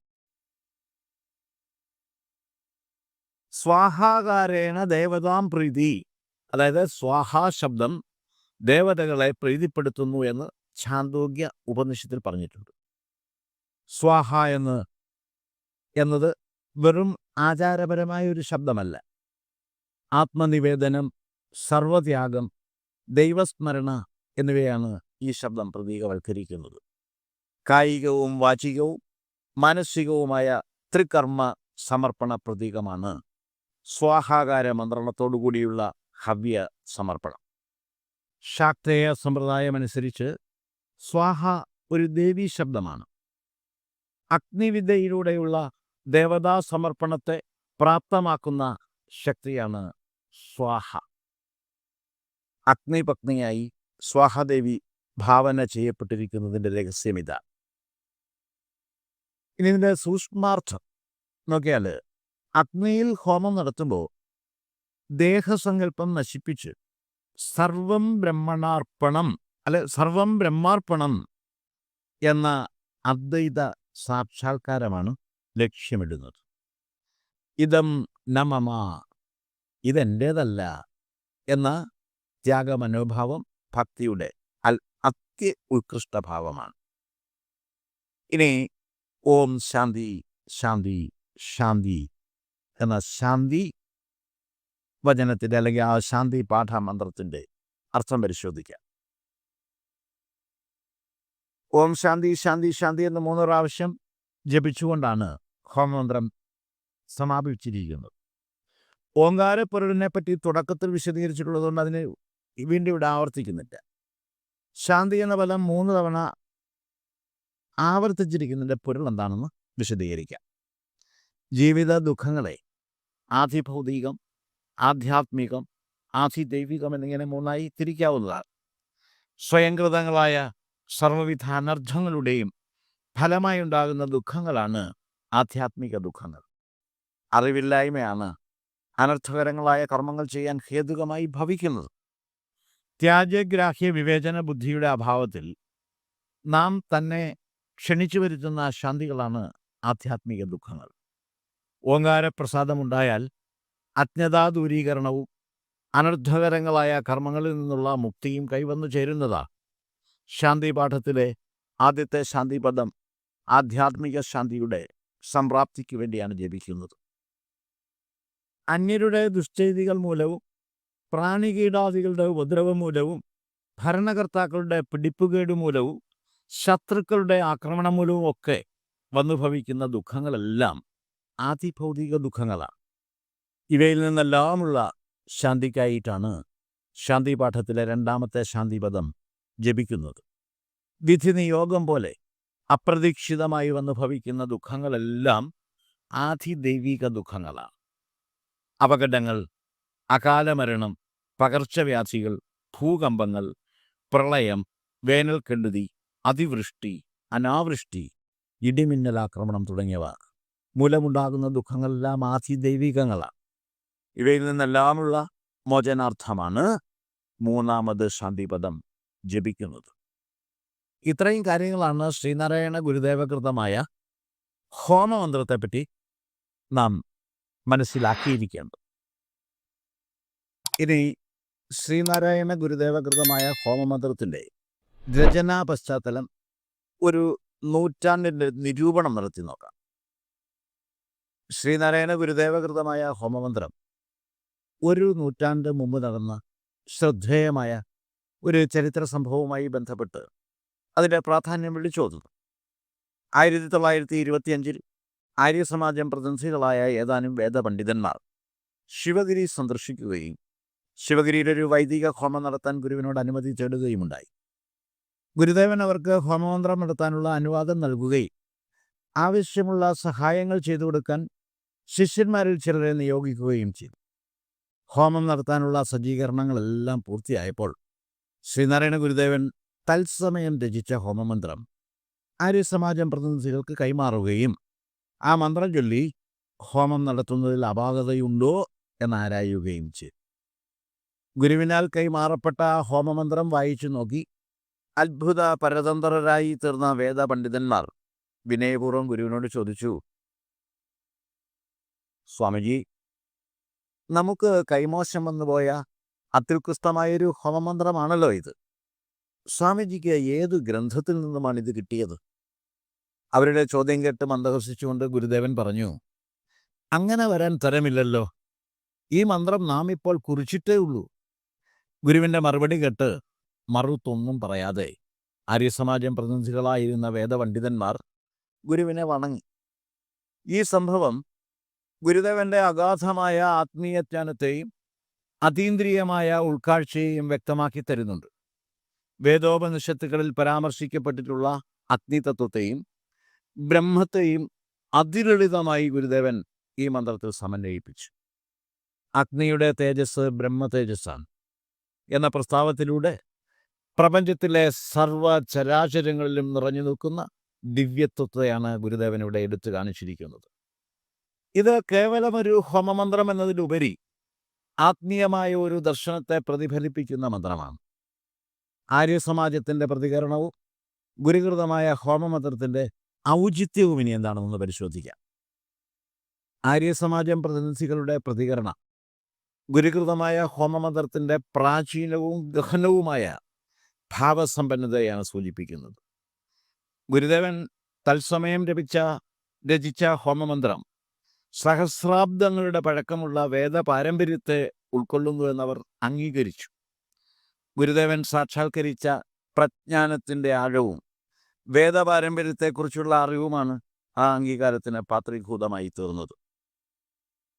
ഗുരുകൃതമായ ഹോമമന്ത്രം ഒരു നൂറ്റാണ്ടിൻ്റെ ചരിത്രം പിന്നിടുമ്പോൾ അതിൻ്റെ പ്രസക്തി ഉത്തരോത്തരം വർദ്ധിച്ചുകൊണ്ടാണിരിക്കുന്നത്. ഇത് കേവലമൊരു മന്ത്രമായി ഒതുങ്ങുന്നില്ല. അഗ്നിയെ ബ്രഹ്മമായി അവതരിപ്പിക്കുന്ന ഈ മന്ത്രം പ്രപഞ്ചത്തിലെ എല്ലാ ശക്തികളുടെയും സ്രോതസ് ബ്രഹ്മം തന്നെയാണെന്ന ഉപനിഷത് ദർശനത്തെ ലളിതമായി പുനരാവിഷ്കരിച്ചിരിക്കുന്നു. ഇത് ഭൗമികമായ എല്ലാറ്റിനും അപ്പുറത്തുള്ള ദിവ്യമായ ഒന്നിനെക്കുറിച്ചുള്ള അവബോധമാണ് സൃഷ്ടിക്കുന്നത്. ഗുരുദേവൻ തത്സമയം ഒരു മന്ത്രം രചിക്കുകയും അത് നൂറ്റാണ്ടുകൾ പഴക്കമുള്ള ഒരു മന്ത്രമായി ഒരു കൂട്ടം വേദപണ്ഡിതന്മാർക്ക് അനുഭവപ്പെടുകയും ചെയ്തത് ഗുരുദേവൻ്റെ അത്ഭുതാവഹമായ സിദ്ധിയെയും ദാർശനിക മികവിനെയും എടുത്തു കാണിക്കുന്നു. ഓം അഗ്നി തവ യത്തേജസ്തഭ്രാമം എന്ന് പ്രസ്താവിക്കുന്ന ഈ മന്ത്രം ശ്രീനാരായണ ഗുരുദേവൻ്റെ ദാർശനികമായ ചിന്തകളുടെയും ഉൾക്കാഴ്ചകളുടെയും ആഴത്തെയും ലളിത വാക്കുകളിലൂടെയുള്ള ഗഹനമായ ആശയങ്ങളെ അവതരിപ്പിക്കാനുള്ള കഴിവിനെയും വെളിപ്പെടുത്തി തരുന്നു. കാലാതീത പ്രസക്തിയുള്ള ഒരു ആത്മീയ സന്ദേശമായി ഇത് പരിലസിക്കും. ശരിക്കും നാം പരിശോധിച്ചു നോക്കിയാൽ ശ്രീനാരായണ ഗുരുദേവൻ്റെ ഈ ഹോമമന്ത്രം കർമ്മകാണ്ഡത്തിൽ നിന്നും കർമ്മയോഗത്തിലേക്കുള്ള ഒരു ദിശാസൂചിയാണെന്ന് കൂടി മനസ്സിലാക്കാനായിട്ട് സാധിക്കും. ശ്രീനാരായണ ഗുരു ഒരു മഹായോഗിയും ആധ്യാത്മിക ആചാര്യനുമായിരുന്നു. ഗുരുദേവ കൃതികളും ഗുരുവിൻ്റെ പ്രബോധനങ്ങളും ബാഹ്യമായ അനുഷ്ഠാനങ്ങളിൽ അധിഷ്ഠിതമായ കർമ്മകാണ്ഡത്തിൽ നിന്ന് ആന്തരികമായ ബോധത്തിലും സമർപ്പണത്തിലും ഊന്നിയ കർമ്മയോഗത്തിലേക്കുള്ള ഒരു സുപ്രധാന വഴിത്തിരിവിനെയാണ് അടയാളപ്പെടുത്തുന്നത്. ഗുരുദേവകൃതമായ ഹോമമന്ത്രം ഈ പരിവർത്തനത്തിൻ്റെ ദിശാസൂചി കൂടിയാണ്. വേദപ്രതിപാദിതങ്ങളായ യാഗങ്ങൾ, ഹോമങ്ങൾ, പൂജകൾ തുടങ്ങിയ ബാഹ്യമായ അനുഷ്ഠാനങ്ങളെയും ചടങ്ങുകളെയും കുറിച്ചുള്ള വിശദീകരണങ്ങളടങ്ങുന്ന വേദഭാഗമാണ് കർമ്മകാണ്ഡം. വൈദിക കർമ്മങ്ങളുടെ ലക്ഷ്യം പലപ്പോഴും ഭൗതിക നേട്ടങ്ങൾ, സ്വർഗപ്രാപ്തി, ദേവപ്രീതി എന്നിവയായിരുന്നു. ഇവിടെ കർമ്മം ലക്ഷ്യസാക്ഷാത്കാരത്തിനുള്ള ഉപാധിയായി യാന്ത്രികമായി അനുഷ്ഠിക്കപ്പെടുകയാണ് ചെയ്യുന്നത്. വേദമന്ത്രങ്ങൾ ഉരുവിട്ടും ആചാരങ്ങൾ പാലിച്ചും ബാഹ്യമായ പുണ്യത്തിനായി ആളുകൾ പരിശ്രമിച്ചു. ഈ കർമ്മങ്ങൾ ഫലേച്ഛയോടുകൂടിയതും ചിലപ്പോൾ ജാതിപരമായ വേർതിരിവുകളോടുകൂടിയതുമൊക്കെയായിരുന്നു. എന്നാൽ കർമ്മയോഗം ഇതിൽ നിന്നും വ്യത്യസ്തമാണ്. ഇവിടെ കർമ്മം എന്നത് ഫലേച്ഛ കൂടാതെ ഈശ്വരനിൽ സമർപ്പിച്ചുകൊണ്ട് ചെയ്യുന്ന പ്രവൃത്തിയാണ്. കർമ്മയോഗത്തിൽ കർമ്മം അതിൻ്റെ ഫലത്തെ ആശ്രയിക്കാതെ കടമയായി കണ്ടനുഷ്ഠിക്കുന്നു. ആന്തരിക ശുദ്ധീകരണവും ആത്മീയ ഉന്നതിയുമാണ് കർമ്മയോഗത്തിൻ്റെ ലക്ഷ്യം. ഓരോ പ്രവൃത്തിയും ഈശ്വരന് വേണ്ടിയുള്ള സമർപ്പണമാണെന്ന ബോധത്തോട് ചെയ്യുമ്പോൾ അത് വ്യക്തിയെ മോക്ഷത്തിലേക്ക് നയിക്കും. ഗുരുദേവൻ്റെ ഹോമമന്ത്രം കർമ്മയോഗത്തിലേക്കുള്ള പാതയാണ് വെട്ടിത്തെളിച്ചത്. ഗുരുദേവൻ്റെ വീക്ഷണം കർമ്മകാണ്ഡത്തെ പൂർണ്ണമായി തിരസ്കരിക്കുന്നതല്ല, മറിച്ച് അതിന് പുതിയൊരു അർത്ഥതലം നൽകുന്നതാണ്. ഗുരു ബാഹ്യമായ കർമ്മങ്ങളെ അവഗണിക്കുകയോ അവയെ നിരസിക്കുകയോ ചെയ്തില്ല. മറിച്ച് അവയ്ക്ക് ആന്തരികമായ അർത്ഥവും ലക്ഷ്യവും നൽകി കർമ്മകാണ്ഡത്തെ കർമ്മയോഗത്തിലേക്ക് ഉയർത്തുകയാണ് ചെയ്തത്. ശ്രീനാരായണ ഗുരുവിൻ്റെ ഹോമമന്ത്രം പരിശോധിച്ചാൽ അത് കേവലം ദേവതകളെ പ്രീതിപ്പെടുത്താനുള്ള സ്തുതികളോ ആവാഹനങ്ങളോ അല്ലെന്ന് കാണാവുന്നതാണ്. വ്യക്തിയുടെ ഉള്ളിലുള്ള അജ്ഞതയെയും ദുർവാസനകളെയും ഹോമിച്ച് വിജ്ഞാനത്തെയും സദ്ഗുണങ്ങളെയും ജ്വലിപ്പിക്കുന്ന ഒരു ആന്തരിക പ്രക്രിയയാണ് അത് സൂചിപ്പിക്കുന്നത്. അഹം ബ്രഹ്മാസ്മി എന്ന മഹാവാക്യത്തെ സാധൂകരിക്കുന്ന തരത്തിൽ ഓരോ വ്യക്തിയും ഈശ്വരൻ്റെ അംശമാണെന്നും ആന്തരികമായ ശുദ്ധീകരണത്തിലൂടെയും സമർപ്പണത്തിലൂടെയും പരമമായ സത്യത്തെ പ്രാപിക്കാമെന്നും ഗുരുദേവൻ നമ്മെ പഠിപ്പിച്ചു.